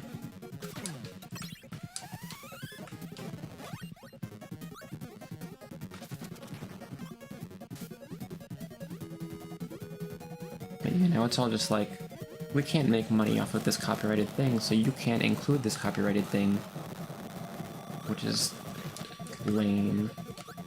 Especially because, like, most people on YouTube still aren't like on it to make money. They're on it because they like making stuff. Me when big company.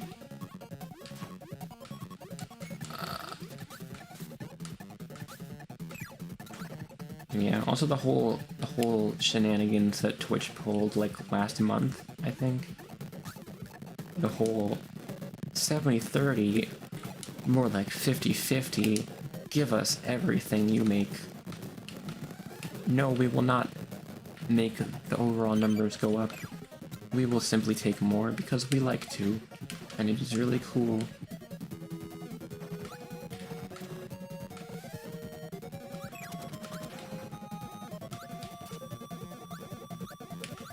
With YouTube, surprisingly, I think still has the whole 70-30 thing.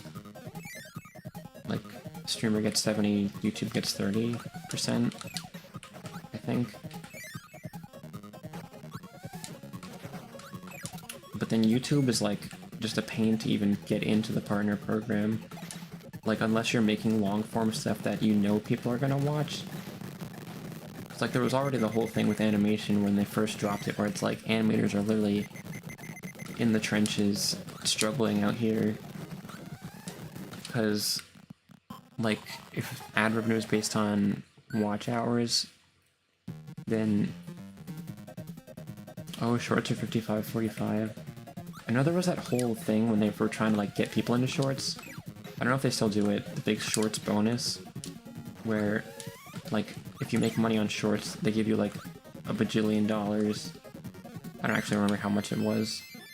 I think it may have been maybe 300?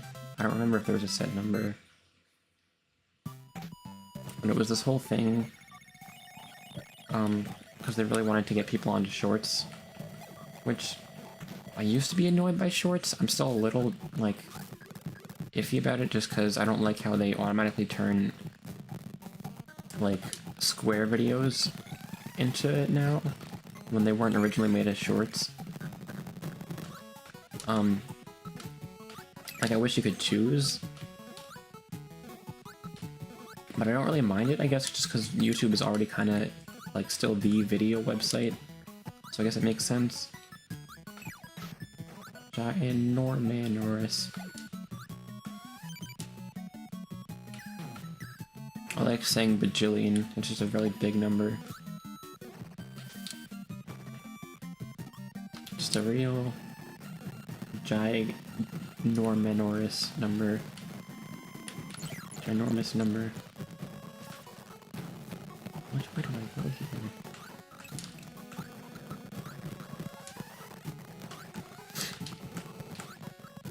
But yeah, they were like really big on shorts. But yeah, I don't know if they do that anymore. Because now shorts are sort of like, I think they have a, like you said, a more like even split. But I'm guessing that's just at the trade-off that shorts get way more views anyway, because that's what they're made for. Oh, there was a door here.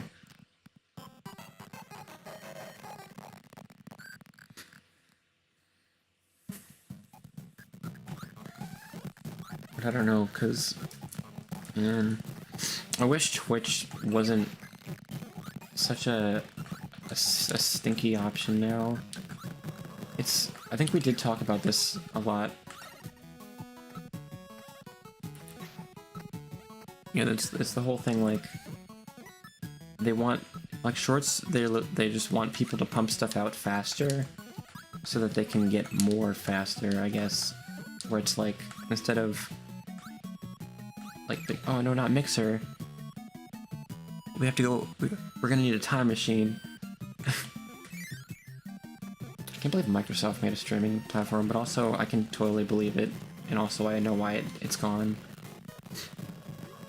Man, that was a time. I almost forgot Mixer existed. Also, apparently it had, like, the lowest, like, stream delay, like, between viewer and streamer of any platform, and that was its one thing. And I only know that because I watched a video that it was chat plays Super Mario Odyssey, and they switched platforms like 3 times because Twitch was too slow, and then they went to YouTube because it was faster, and now I don't even know if YouTube's faster or not, because, yeah, I don't really know how things are now.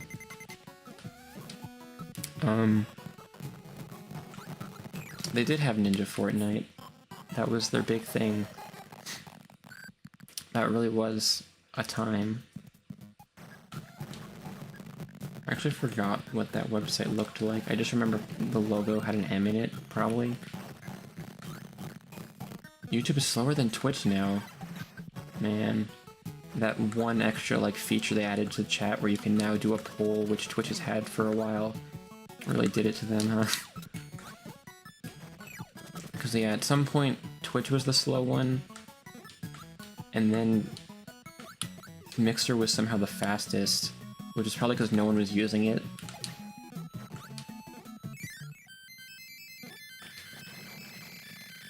And that's, like, the big thing that makes me, like, sad about it with YouTube and Twitch and stuff.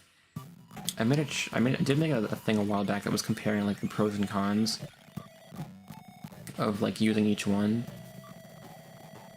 And the big thing for YouTube is that they have so much potential to just be the, like, platform for streaming, but they don't follow through in making it actually feel like a platform for streaming. It feels like every live thing, it still feels like it's a live video, not like a stream, I guess.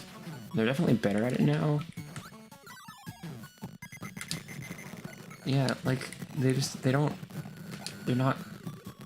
going all in on it. They, like, because for a while YouTube streaming always felt like something that was just for, like, special event sort of things, where it's like if, I don't know, a game company is announcing, like, a new thing, like, it's perfect for Nintendo Directs, which are pre-recorded.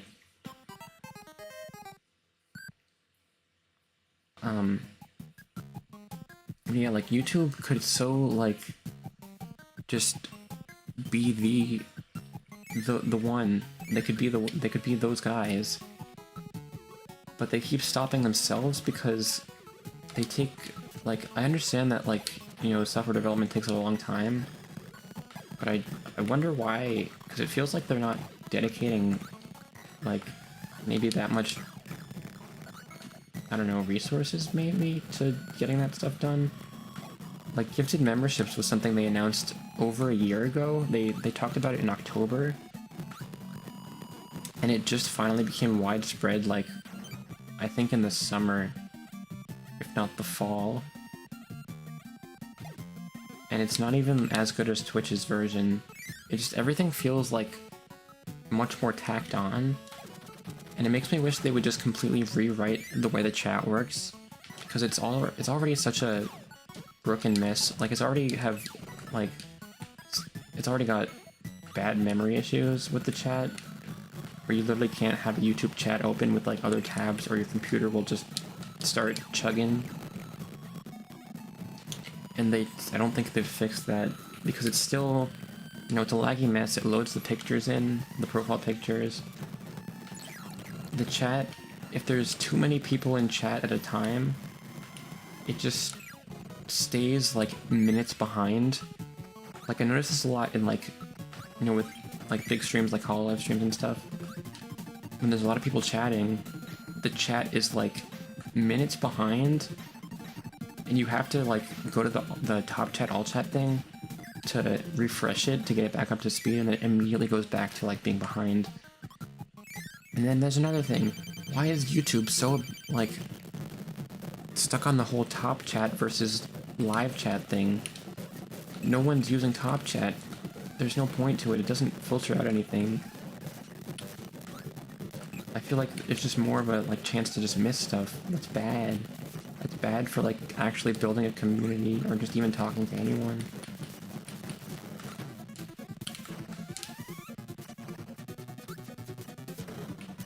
And then there's, of course, like, God, I think I already mentioned it too, like, because YouTube is probably the better platform and is less like, it's not shooting itself in the foot, it's just kind of not like going that like they're not committing.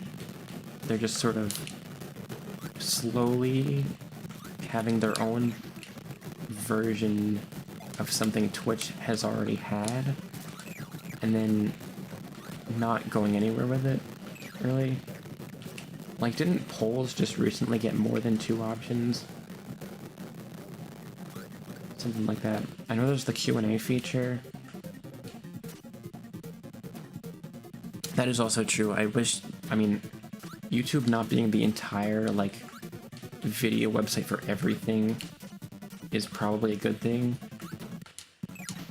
Because just imagine if if Google was the only people in charge of every video related, like, thing on the internet, that wouldn't be much better. It's like the sort of thing of being stuck between, like, I want to have everything in one place, but then also, I don't want YouTube to be the ones in charge of everything. They're really bad at it.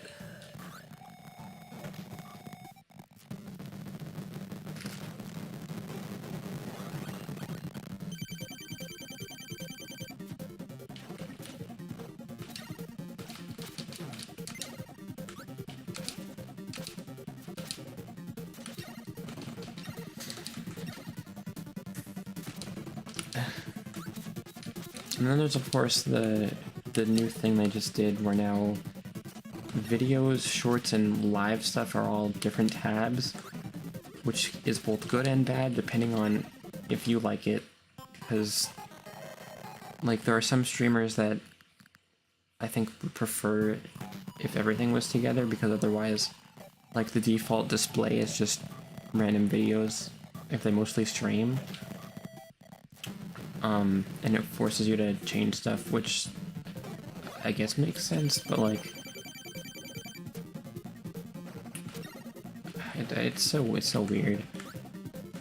Because I want to be able to have everything in one place, so it's not like, because Twitch is, I think, I mean, now at least, it's a worse viewing experience.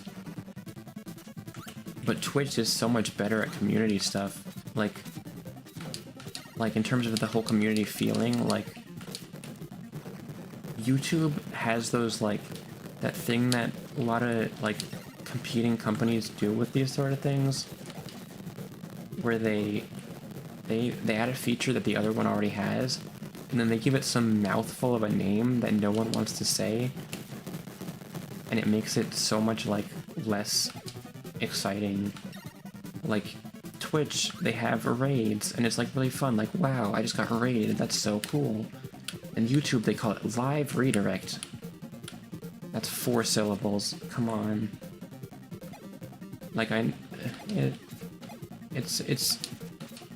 just feels like, you know, like, I guess the thing about not committing or something, like, it's not gonna be as much of a whole. I think what people say about, like, Twitch culture, I guess, where it's like everyone's in on it, it's a whole thing, everyone's, like, hanging out and playing video games and stuff.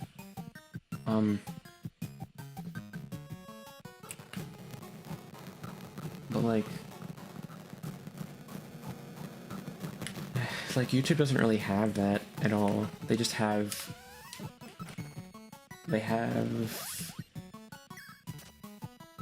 YouTube. They are the video site. And they already have problems even outside of the streaming stuff. And then they just kind of keep complicating it for themselves. Because I generally like the feeling of streaming on Twitch. Feels like, I don't know, I guess a bigger thing than YouTube. But YouTube feels, like, more comfortable, I guess. Because everything's already kind of here. And it's kind of a pain choosing between them, especially with YouTube. I mean, with Twitch being goofy. Yeah, Twitch streaming does feel more like it's the streamer place. Like, oh, you're a YouTube streamer? You stream on YouTube? Huh? You're a YouTube streamer. Oh, but it's like, oh, you're a Twitch streamer. That's a thing that people do. And it feels more like it just has the name. Like, YouTube is known for videos. Like, YouTube is less of the streamer website. But then Twitch has so many things that make it feel like icky.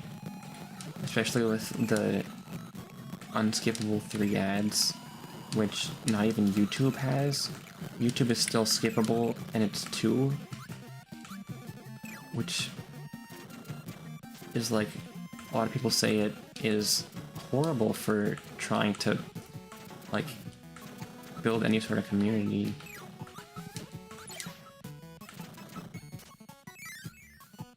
When there's 3 unskippable ads, if you're a streamer that someone is like checking out for the first time, they see 3 ads, they click off because they don't care. It's like not that important. Like you have to, yeah, like you gotta grow somewhere else. And it's such a pain because Twitch seems like it would be the most fun to grow on because of how much stuff you can do with it. But you literally can't because it's all the same 5 streamers on the front page. There's no recommended section at all. It's all, like, all the For You stuff is just, like, their most popular streamers. Which is just, like, really bad discoverability. It doesn't even feel like they're really trying to do that. I am happy about the new tagging system.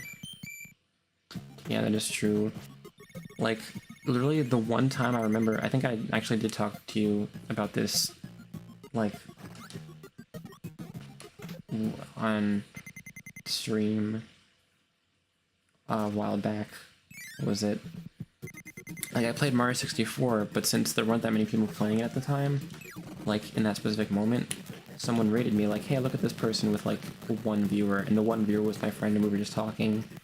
And then we had a nice conversation, and it was fun. And yet, like, if you do something that is popular at all, you really can't get any eyes on you that aren't people who are, you know, that you know, or that already know you. Which is fun, it's fine, but it's disheartening when Twitch just does not even try to give anyone who isn't already making them fat sacks of cash any sort of chance to grow.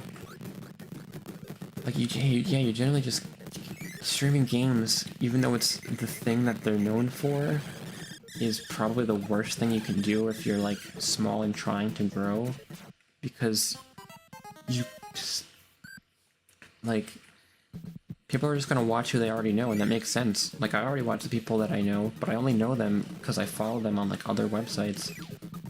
Like, let me think about it. Every Twitch streamer... Yeah, that makes sense too, also.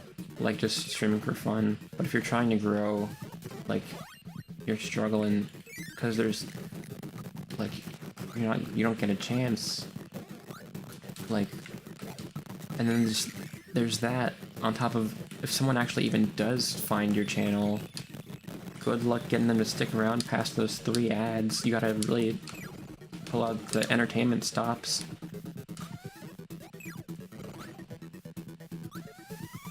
Like,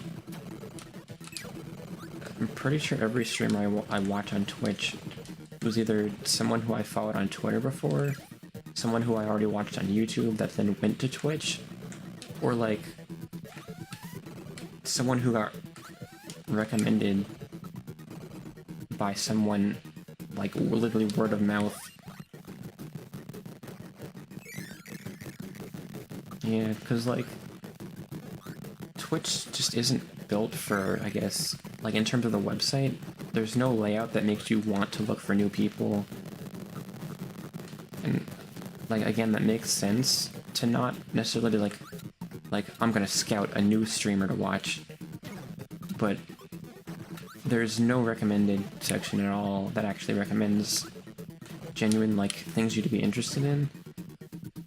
So there's very little chance, I think, of just anything showing up. It's really weird. That's like that, because even somehow it feels like, well, other than the fact that all my stuff is kind of on YouTube already, and my Twitch is like a mystery, it feels like Twitch is the one that sounds better to be a big streamer on, especially because there's that whole thing about, like, was it having like 5 consistent viewers put you in like the top 1% or something, or was it 10? Like, it doesn't take a lot of like consistent viewers on Twitch to be like really considered high up, since Twitch, like, you don't grow on Twitch, you have to be big and then go on Twitch, or just like stream for fun.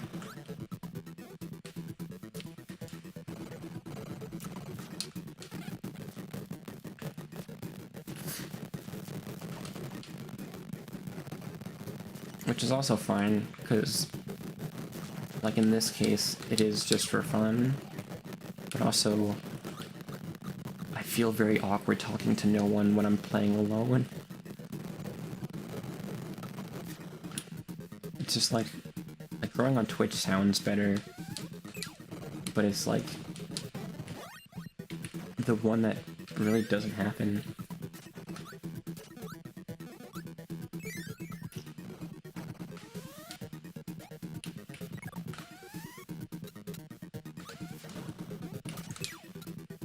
But also, yeah, like, about the thing about, like, how YouTube streams feel like they have to be some kind of event with the scheduling and stuff, and, like, custom thumbnails and titles and descriptions and all that, where it's like, I like having all those options, but I don't like when I have to use those options. Because I like when Twitch can also just be like, just go live whenever, it doesn't matter. But also the scheduling system on Twitch is garbage. Like, I'm pretty sure the only way to schedule individual streams is, I don't know if you have to be an affiliate or not. Oh, it's backdrop, this is the best ability.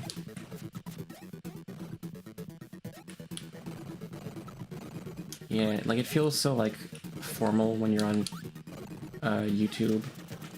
But then it's, like, sort of a combination of, I want to make custom thumbnails, but I also don't want to have to make a custom thumbnail. Like, sometimes I just want to sit down and play a video game and just talk to myself for, like, 3 hours and not have to, like, make it a whole situation.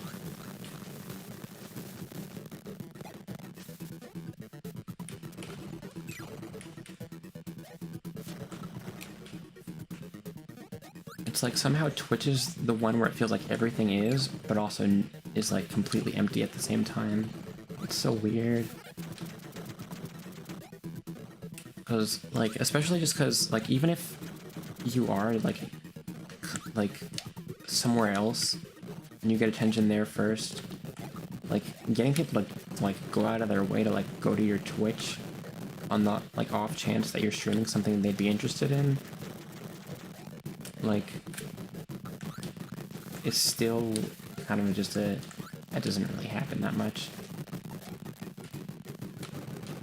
Because, like, why should someone, I guess, like, it makes sense to just not really want to, you know, have to go out of your way to check someone out just to see if you'd, like, be interested, I guess. I don't know, I wish you could just... I think mainly it's because YouTube doesn't have auto thumbnails like Twitch does, and Twitch doesn't have custom thumbnails. Like, they just need to both have those things, and I think that would be good.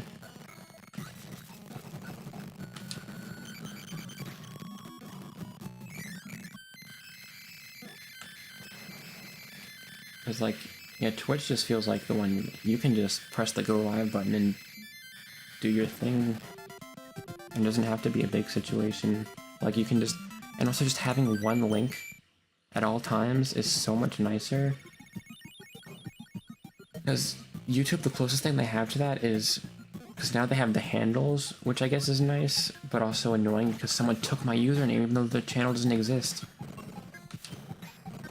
But like, it's nice to have actual usernames instead of the big string from before, where everyone gets a custom URL now, which is cool. And you can change it whenever you want, which is nice. But the whole thing they have is, it's like slash your handle slash live, but it doesn't make it your most recent stream. It makes it like your oldest scheduled stream or something, which is really weird. I keep saying things are weird, but things are really weird. Like, I was testing it earlier. The slash live thing, like, for my channel, it goes to a stream that I just never did, that was supposed to be in, like, May.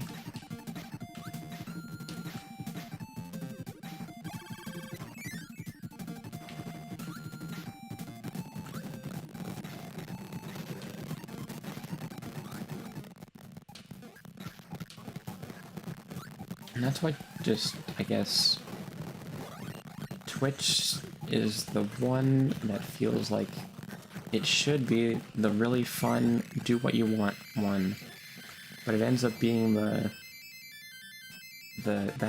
complete hassle to do anything. But at the same time is like, I don't know, it's like, because they have so many different features and stuff. And then YouTube is like much more like, you were gonna say something like you forgot because you were making your Rubik's solve.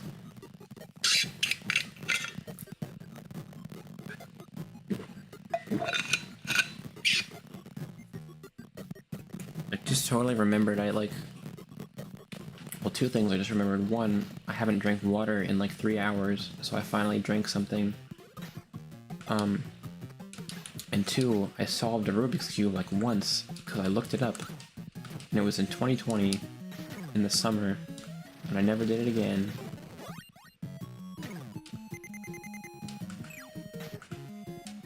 And speaking of emotes,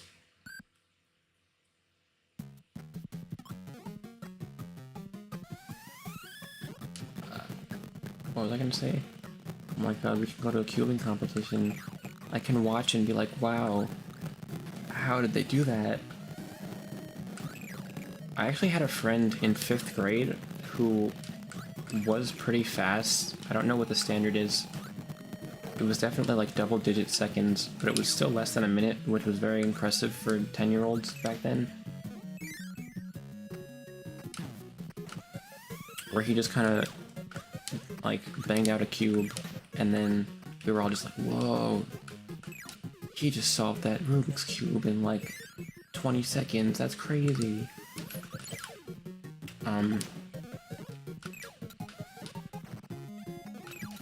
I don't really know how to do it. I know like the slow method where you just think about it, and like based on what colors are in what spots, which I don't know if that's also the fast way, but I did it the way where you like follow instructions and it's like, okay, where is this color? I'll put it in at this spot.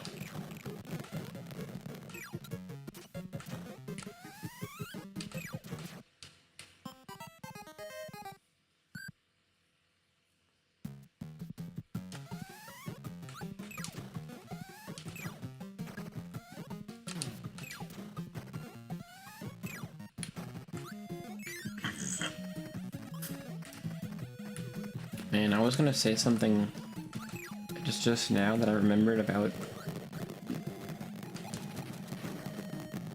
my new job, but I don't know if I should, because I think it might be too silly.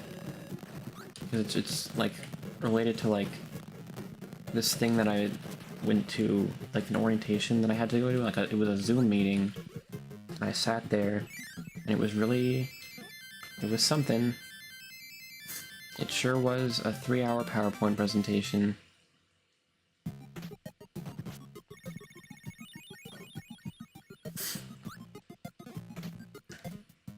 That I definitely was very invested in and not just sitting there.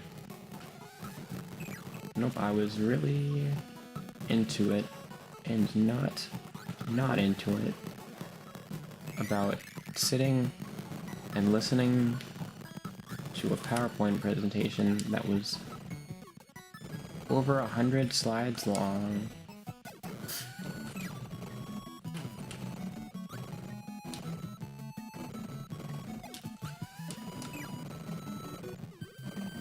True. The third hour I was just, I mean, definitely paying attention.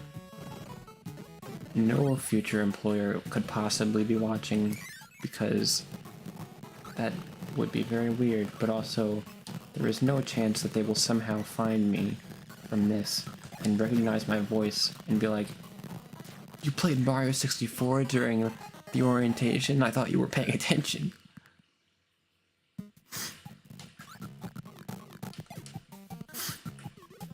But also, it was really cool. I finished the game and they were talking about like, "Oh my god, call me my future employer. Can I have a raise?"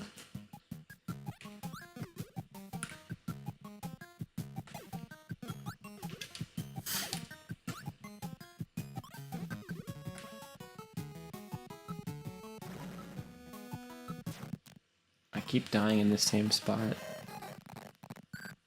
This is like, wait. Above minimum wage? I've never heard of such a thing. Above? That's insane.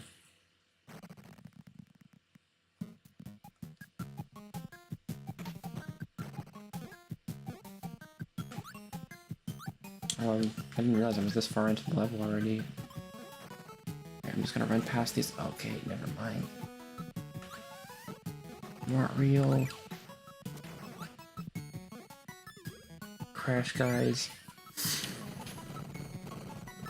Oh, I probably could have inhaled one of those and just used it here. I totally forgot about that.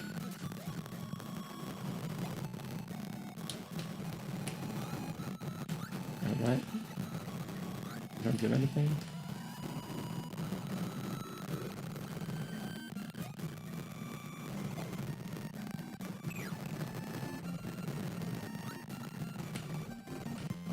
And also that PowerPoint presentation was weird because they spent like a good chunk of it talking about something that it was like specifically a thing that we had to do for something that the location I was working at doesn't even have, and I was required to be there for it anyway.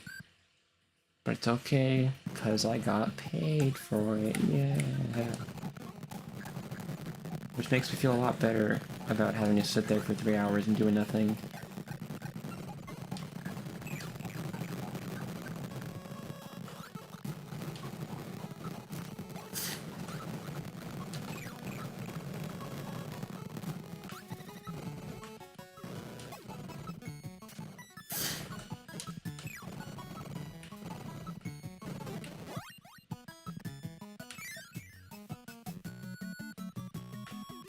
Okay, now to this room again.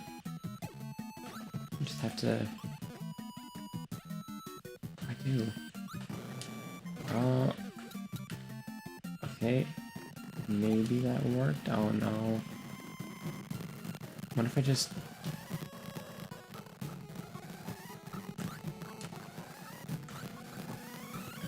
Oh, the guy just jumps off. Bye. Now I'm all fine. And there's another one. How do I, like, react in time to... Also, why are there so many? What I've been trying to do this whole time is just do that. It's high, but everything costs an arm and a leg. That makes sense, I think.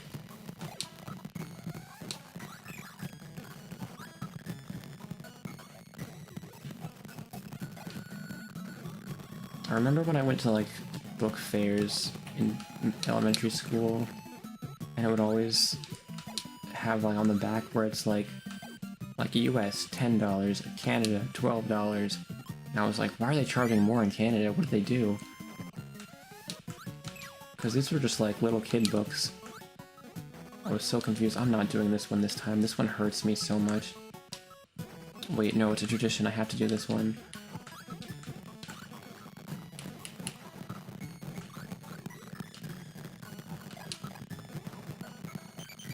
And then I found out that currency exists, and a lot of books in English just get printed and then shipped to multiple countries.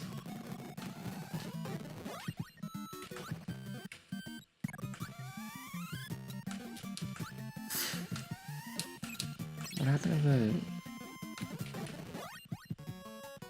This one is like... You have to like slam into the wall and then slam into the wall and then slam into the wall again.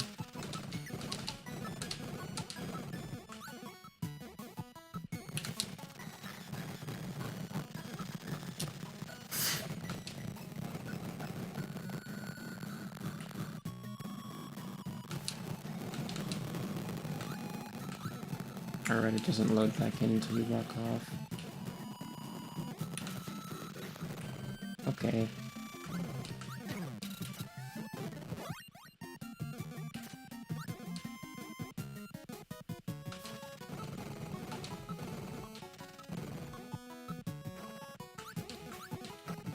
Alright, this one is like...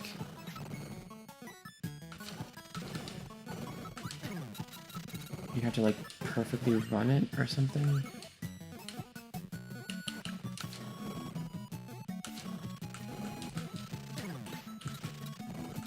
Oh my goodness gracious. How do I do this one again?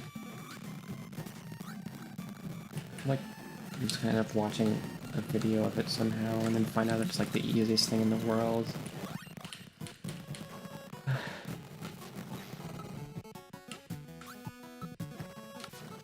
The final boss has nothing on this. I think I'm over it. I can't do this. Not this time.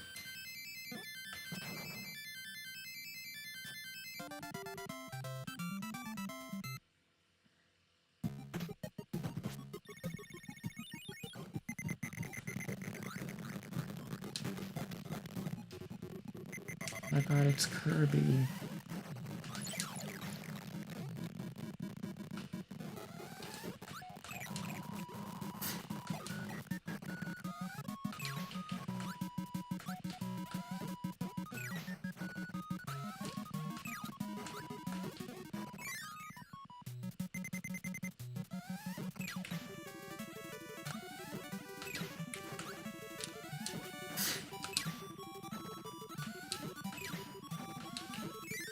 I'm in shock and awe at how much my art style's changed over this year. I was just thinking about it, like, I didn't realize how much, how much it changed, how different it looked from before. I remember my old reference sheet for my character was so much, like, I don't know how to describe it, like, more cartoony, I guess. It's, like, it had a much simpler style, I think. But then one day I learned how to draw heads, and everything changed. Because now, like, before I had, like, the sort of rounded, like, head thing, where it was, like, a circle, kinda. But then I started doing, like, now I actually have the whole jaw and everything. And now I'm trying to learn it's the whole thing, like, learning realism so that you can not do realism. And then feel good about it, because it's like, wow, I know realism, but I'm not doing it. I'm so cool. That's the dream. The ref sheet reel. It's been almost a year since then. I'm pretty sure I made that in, like, February. That's so crazy. I remember thinking, wow, February 2023, that's never gonna happen. It's on the way. On the way.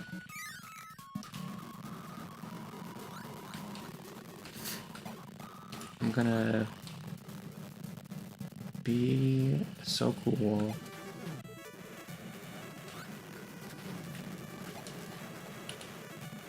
I don't know.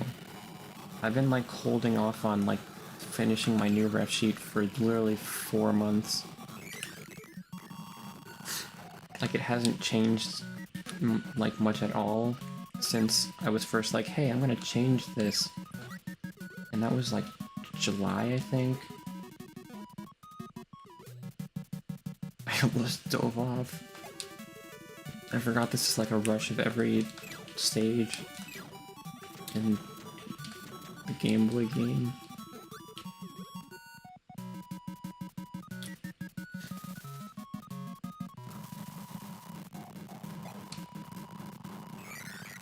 Can't wait for the final boss to be so easy because I've had to play it so many times.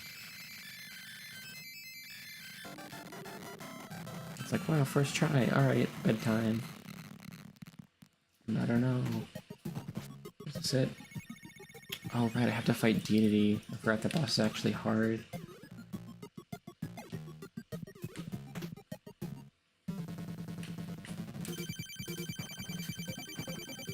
And sometimes I miss when I didn't, like, know that art could be, like, hard. That I had to, like, try to make it good. When I was just like, I'm gonna draw today, and then I drew today. And it's really cool, and, like, not good, but like, hey, I drew something, and it was fun. And now I have standards, and everything is painful.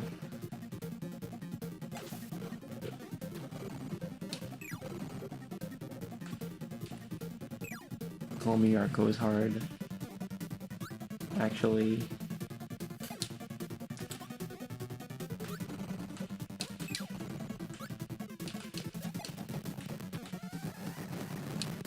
I will say though, I'm kind of proud of the drawing in the thumbnail that I did. Cause I didn't know that I could paint like that, even though I don't know if it's like painting, but like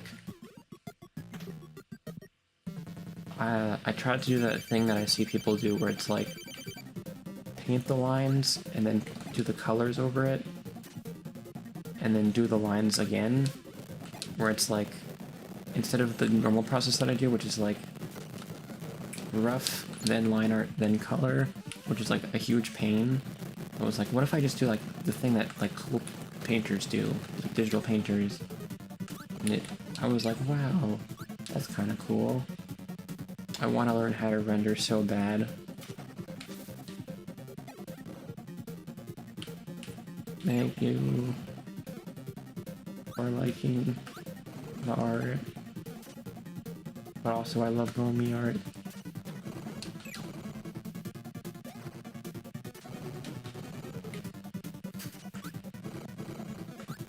Yeah, it was fun to try that style. I didn't know I could do that.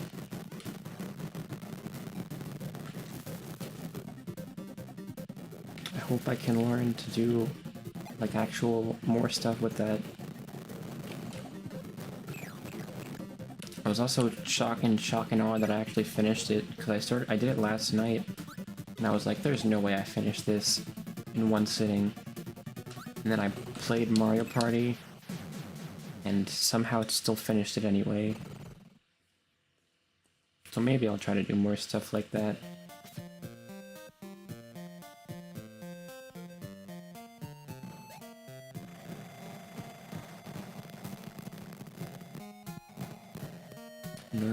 No.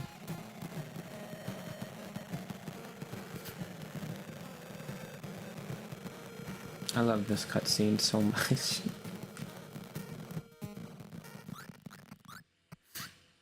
It's like, no. Jaw drop. It's so funny.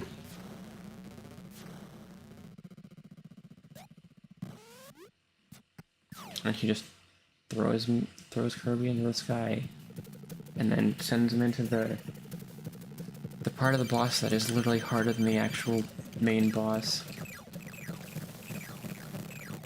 I remember this part used to take me so long, because I didn't know there was a time limit, and I would just get crushed by the screen, like, crushing.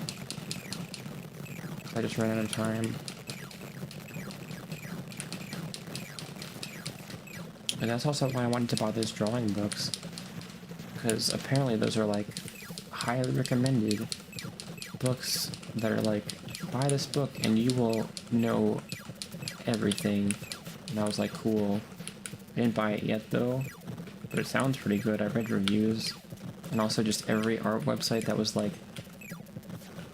because I was like, okay, everyone says learn the fundamentals, I don't know what that means, so I'm gonna look it up, and everyone's like, buy this book and then buy the other one and then you'll know everything and you'll be really cool. And I was like, okay, that sounds kind of awesome to just do that. I mean, even if it doesn't actually literally teach me everything, still, all of the reviews are like, yeah, it's very solid, teaches you how to... Okay, bye, I'm gonna die.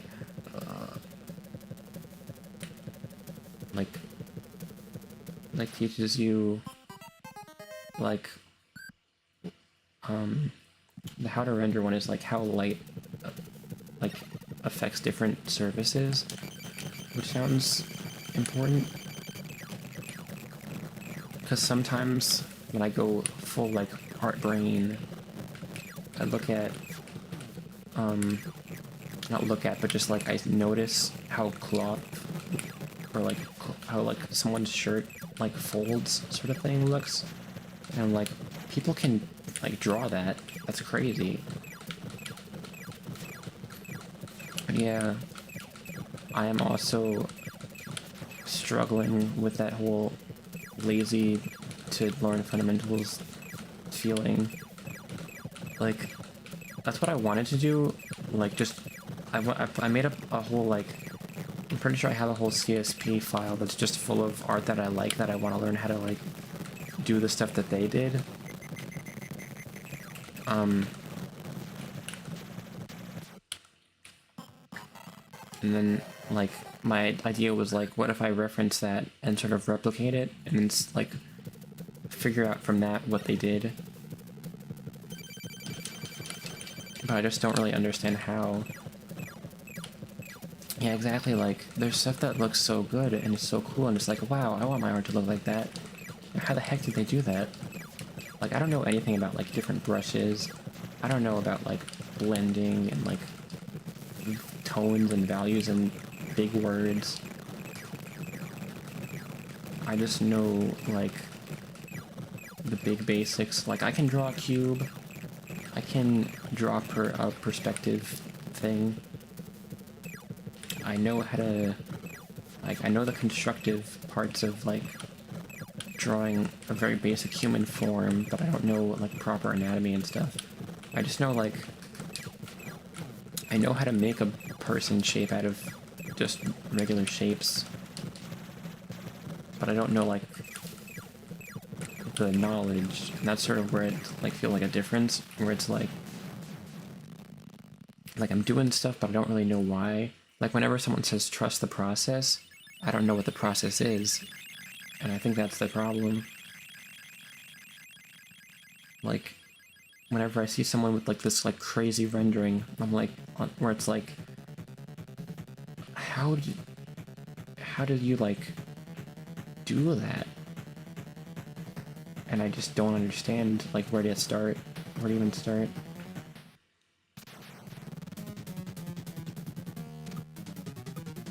So then I mostly just end up doing, like, simple cell shading stuff, which I think ends up looking pretty flat.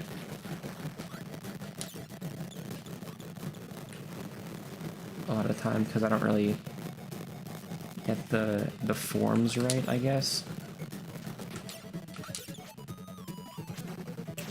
Like, the way that light actually, like, goes around things to make them look like 3D shapes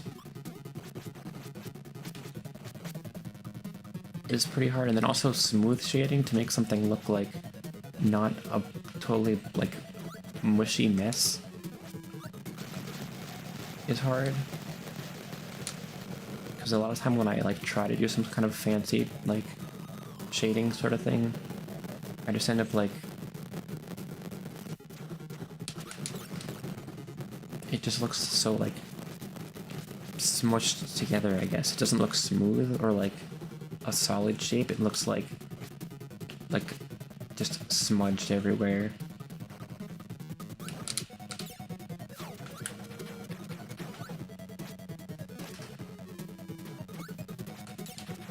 And I don't really know what anyone's doing to make it not like that.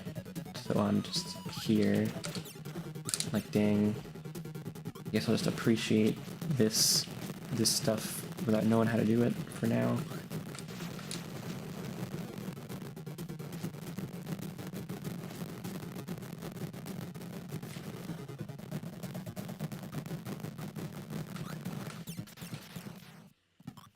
And yeah, that feeling too is like, wow, I beat that boss first try, that's crazy.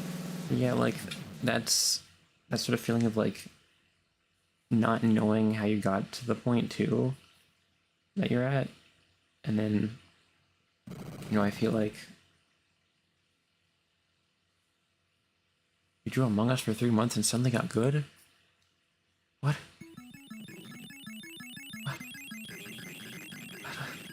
What?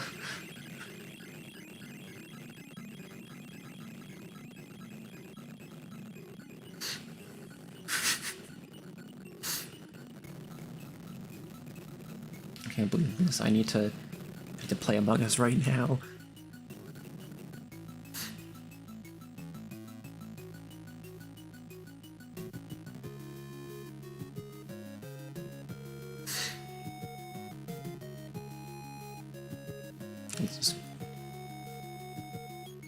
Was it like, did you just start like rendering a highly detailed Among Us and then suddenly realize you knew how to like do lighting?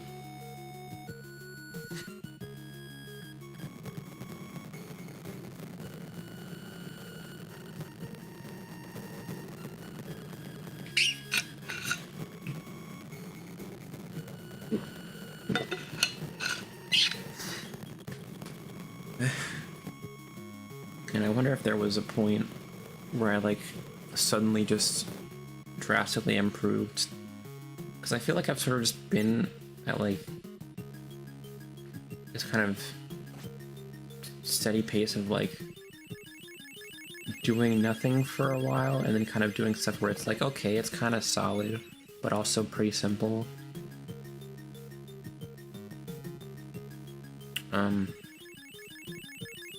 Doodle Among Us for a few months and then tried to draw a serious piece and turned out well. I wonder if that's just because, like... I do know that doodling is very good for, like, getting you able to draw, just in general. I don't know how it works. Improving in art is copying things, that is true. The more you copy from different places, the more your stuff is unique, because no one's going to copy from every exact thing. Yeah, your mental library of references. It's like, whenever someone is, like, able to draw stuff from imagination, it just means that they, like, pretty much they're, like, yeah, like, you get better by referencing stuff so much that you don't need to reference it because it exists in your head. Like, if you... Man, I think that's definitely a thing that I just need to do more. I don't reference stuff properly. I usually just, like, try to be like, oh, I can do that. And then also, it's like, man, I'm gonna use my setup excuse where I'm like, my tablet blocks my entire laptop, so it's hard to reach. So referencing is hard. Which I guess is probably part of it. But actually recently, like, the most use of references I think I've ever done with any kind of art thing was for a drawing that I made for fun in my Japanese class on Thursday. And it might be one of the best things I've ever drawn. So I think you have, like, oh, the phone, that's right. I completely forgot I own a phone. I can just look stuff up on that. I think part of it is feeling like I need to have it right in front of me, like, on the canvas, which probably makes it harder. Because then it's more cluttered. But, like, in my Japanese class on Thursday, we made New Year's cards. And so it was like, so 2023 is the year of the rabbit, so my teacher was like, hey, everyone should draw like a rabbit or a bunny or something, because also like bunnies are her favorite animal. And so she was like, hey, draw bunnies. And we were all like, yeah, let's draw bunnies. Bunnies are, you know, that's fun. But most of us did like comedy drawing, because it was like for like part of it there's like a contest with different categories, and one of the categories is comedy. So most people in my class did comedy because we're all like a bunch of goofy goobers, I guess. Because also I'm stuck in level 2 because, oh, having a reference on the canvas, wait, that actually makes a lot of sense. I think that's, wait, because whenever I have it on the canvas, I stress over getting it perfect, and then it sucks. It makes it bad. Wait. Oh. Wait, that makes a lot of sense.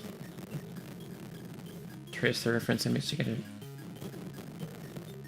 Oh, wait, I think I did that once. That does make a lot of sense. And then just, yeah, put it somewhere else.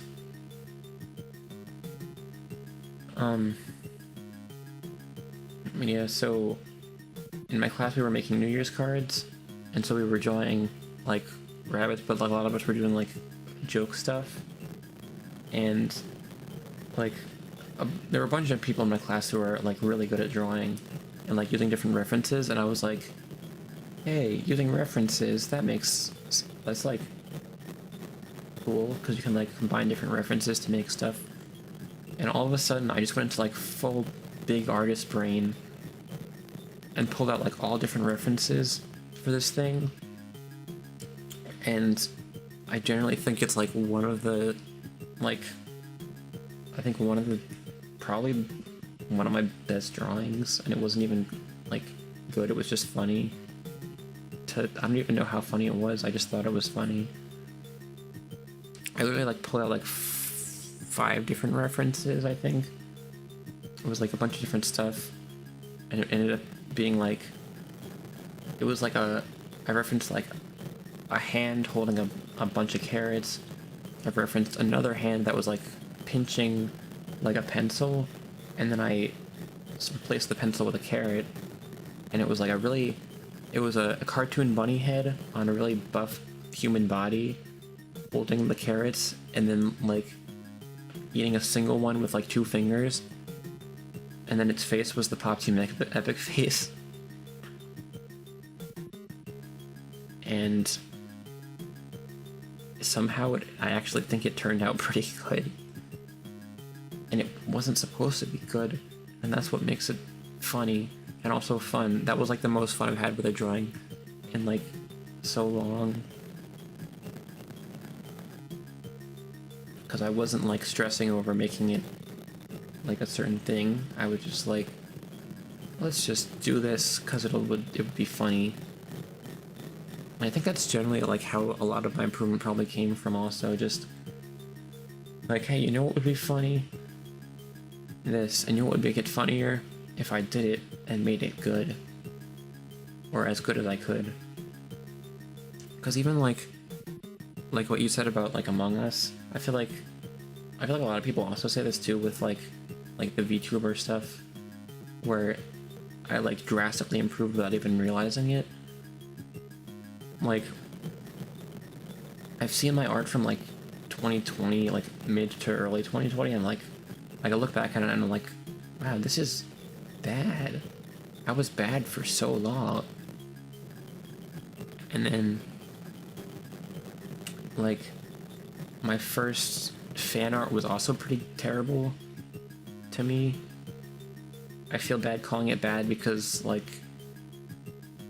if someone has art that looks like that, then I'm not saying it's bad because it's like, it's just, I don't know. But for me, what am I talking about? Anyway, MS Paint is also like so good for improvement, because just doodling, like, the simplicity just lets you like not care, and that's why I end up feeling like I draw in Paint and it's like, wow, this is pretty cool. I didn't know I could do this, and then I jump over to CSP to do it for real, and I'm like, ugh, there's like pressure now. It has to be good. But Paint is so good for just like, not even necessarily practicing, just getting stuff on the page. Yeah, like, you can just have a full like page of doodles and sketches and stuff, and your hands, it's like you're consciously not realizing how much you're improving, but then your hands are learning so much because they're doing so much, and it's like something you're getting into your memory without noticing. Even like when you're not being critical, you're just kind of casually learning this stuff, and then eventually you go into a professional like program, like a big one, and then all of a sudden it's like, whoa, I know how to draw all this stuff. Like, I think MS Paint is honestly really good, even just to learn how to, like, I mean, I'm saying this, but I haven't done much of it, but like, just learning how to paint, even just digitally. If you just jump in and use one of the watercolor brushes or something, and just throw something together, you can learn a lot with just Paint, because you don't need any fancy stuff to make, like, just simple stuff. And then eventually you can get into the bigger stuff, and it's like you already know what to do, so it doesn't really make it as hard. You're drawing traditionally, yeah. It is also weird because, like, also the thing I was talking about before was also digital. I mean, not digital, traditional, because we used pencils and colored pencils. And I think also that sort of like simplicity and limitations kind of just makes it easier to both have fun and also like draw something that, like, not realizing that you know how to do that, because you're not thinking so hard about it, you're just doing it. And yeah, like, getting into drawing traditionally more feels like, I don't know, like, it feels like it would be harder to do. I did one time, one day, a couple weeks ago, maybe it was just last week, when I first sat down and I was like, I'm gonna get good for real.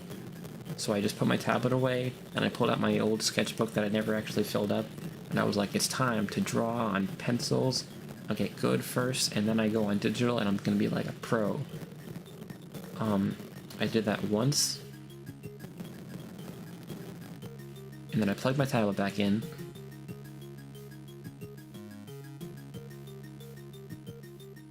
and it was fun too. It was like I was just drawing shapes and stuff, but it's just so much easier to, I guess, because of the habits also.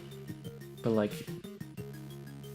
yeah, like, traditional, the perfectionism is so difficult because you can't erase that easily on paper.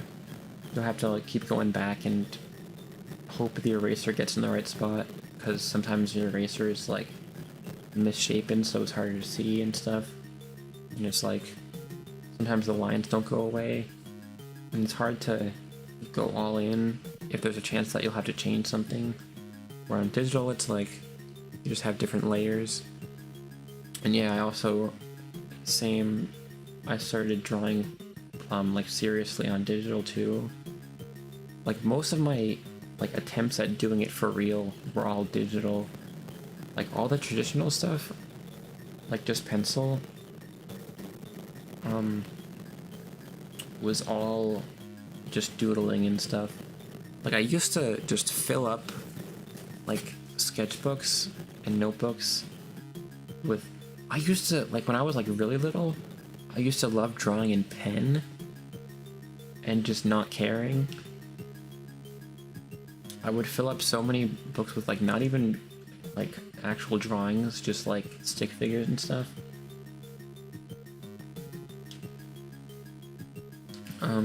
And then when I was like 8 or 9, I got a tablet. It was a really cheap garbage Wacom tablet, and I used that for a while. Then in 8th grade I got a new one.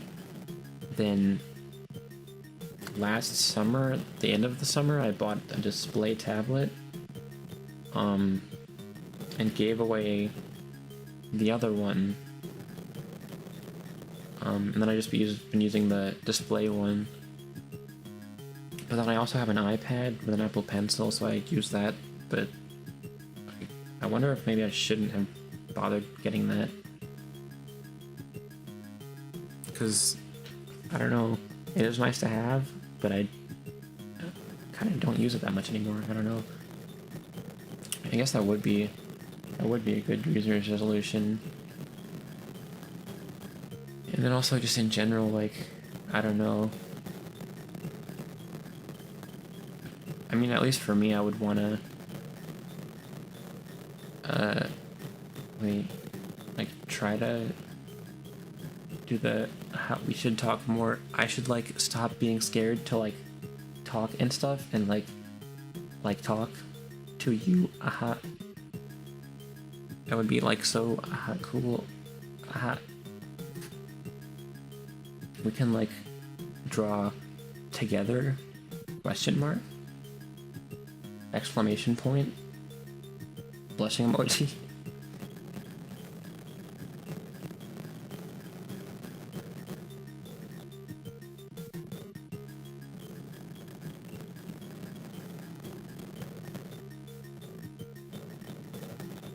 You can bother me every day. It's, like, not, what, not a bother? I guess that is a, yes. Brain is dying.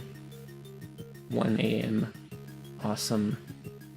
Yes, we should draw together and, like, play video games, because video games are, like, cool and awesome. Sunglasses, face.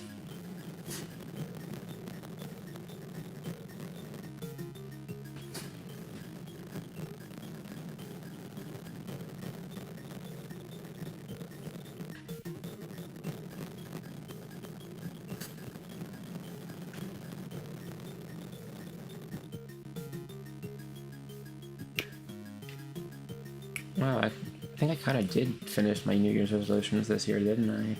Except for, like, one of them, because I wanted to make a new Live 2D, but then I never did.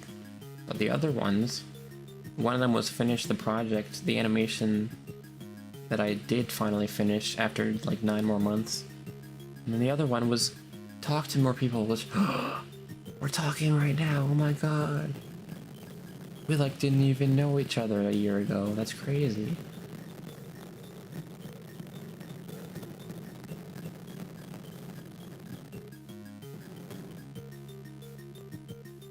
And it is very wild. Like, I didn't really talk to that many people, like, a year ago, like, online that much. Like, other than on Twitter, I guess. But, like, I was always like, what if I'm, like, being annoying? Or, like, what if they don't want to talk to me? Oh my god. What if I'm, like, what if, like... But now it's like, wow, I'm married.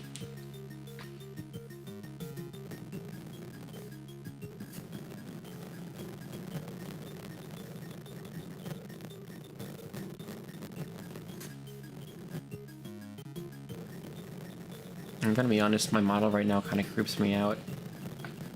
I think I need to really, like, make a new one. The face is making me uncomfortable. I don't like the way the mouth looks. I don't know what I did to it, but, like, it's, like, very mushy. Life comes at you fast. Time passes. I literally... This is like the 1 year that I think I didn't even realize Christmas was coming. And I wasn't waiting around for it. It's just here. Gomi Live 2D. Thinking about it makes me... Is it like old?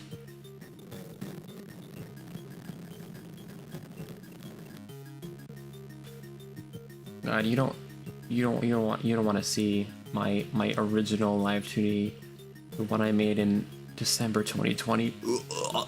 I'm throwing up. It was actually so ugly and gross. I hate it so much. It's disgusting. I thought it was so good, but it was so bad. It was so ugly and gross. Like, literally... it was so creepy. It was generally like soulless. It doesn't even have a nose. It's like... my original OC design, which actually like I completely forgot, because I'm pretty sure it was like earlier this month was when I first drew my character in 2020, because it was like 2 years ago, and I was like, I'm gonna make a new account, and then here we are 2 years later. I actually was, because I originally, oh my god, I remember not last year, 2020, I was rigging my original model during the Game Awards, like watching the Game Awards, the same Game Awards where I'm pretty sure Super Mario died to death. Was that 2020? One where Sephiroth joined Smash and stabbed Mario? Man, I don't even remember. Oh my god, it was, because 2021 was when Sora got announced. That's not real. And yeah, I remember watching the Game Awards and just rigging my model, and it was a pain. And then this one that I have now is less of a pain, but I don't really, like, because it's like so much different from how I draw now. And Live 2D has just advanced so much, it's crazy. Like, everyone's so ahead of the game now. Like, you see people with like a billion different expressions, all these different animations, their mouth sinks down to like the molecular level, dynamic nose angles. I don't know, it's crazy.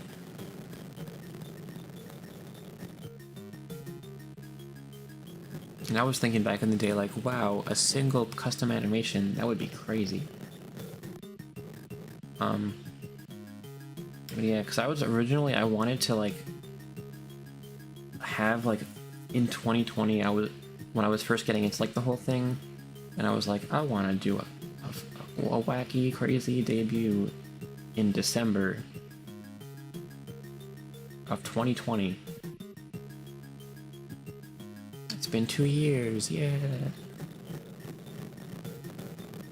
I mean, you know, maybe someday. Me and just streaming. Oh, have you seen that ToonTuber like style? The one where it's like you have different animations for your like character that like switch at like different expressions, but they're like PNG tubing, but like advanced. I think if Live 2D doesn't work out, I kind of want to try that. It looks really fun. But also, I feel like I'm like too committed to this whole Live 2D thing now. Just for the, I don't know, I feel like I need to finish it somehow. Even though rigging is so scary.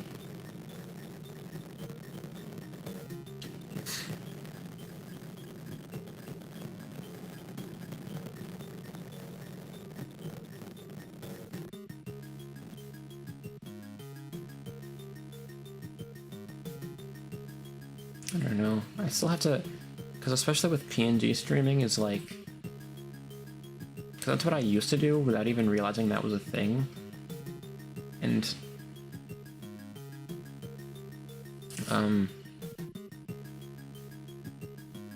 like it definitely makes me less scared to just just jump on a stream. Like I don't have to commit like weeks potentially on a project that I might not use. So that's what happened with this model, kind of. I made it because I thought I was gonna like stream a lot, and then I didn't.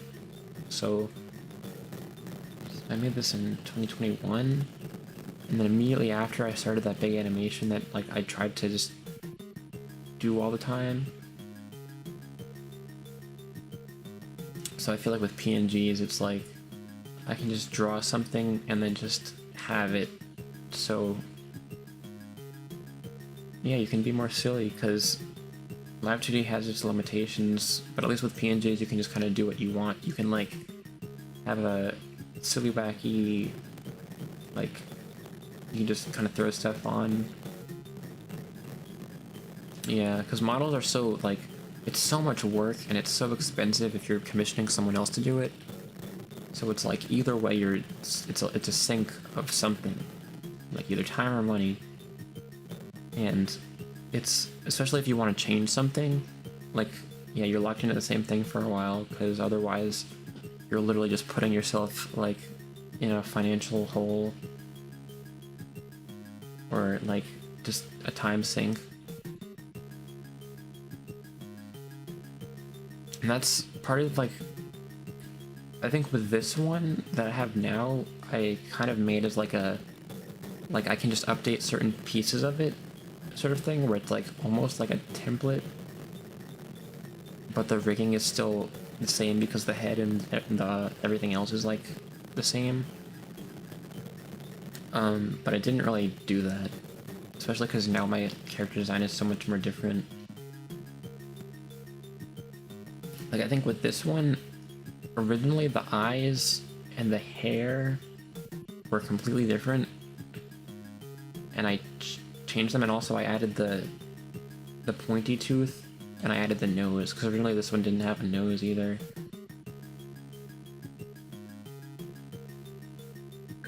I think my favorite part was just finding out that I could put physics on the little, like the hair. Like, wow.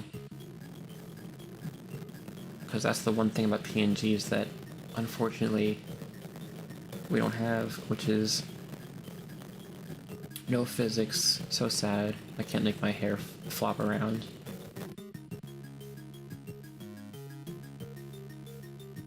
So that feels like it would be so cool if you're like trying to do some kind of like exciting, like, I don't know, stream kind of thing, event, I don't know, where it's like dramatic wind, and then you're like, you know, your like character's hair is blowing. That would, like, I feel like that would be cool. What if you could use it? That is...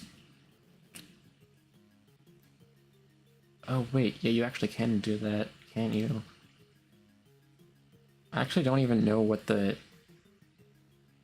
Wait, because I know there's the setup where you have the GIF just on screen at all times, and then there's also people who somehow... I have no idea how people do this, just have like multiple different ones that they flip between. Like, other than just having them all on OBS and then swapping them out.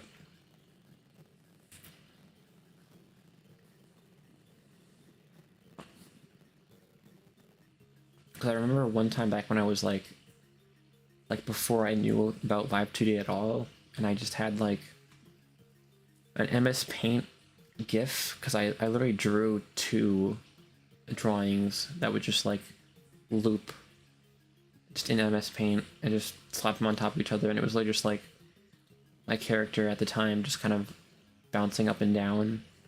It was like very, like 2 frames of just like MS Paint drawing, and I had that play on screen on loop for the entire stream, and nothing changed with it.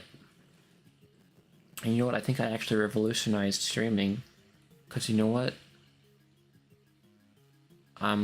famous now, yeah. And also, I don't know.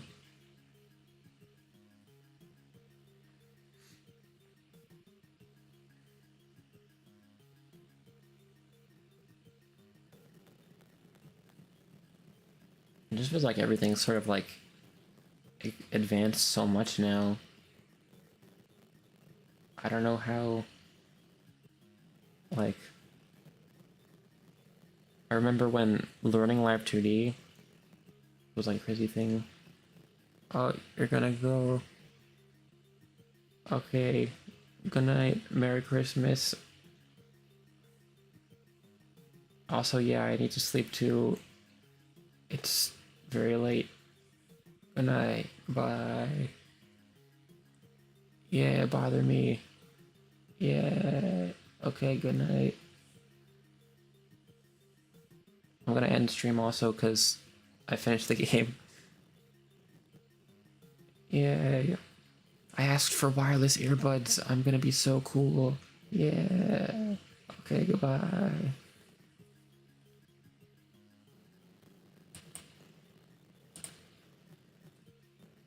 Thank you for coming. It was nice talking to you for a while. Aha, what if we like talked out loud at the same time? Aha, aha. Okay,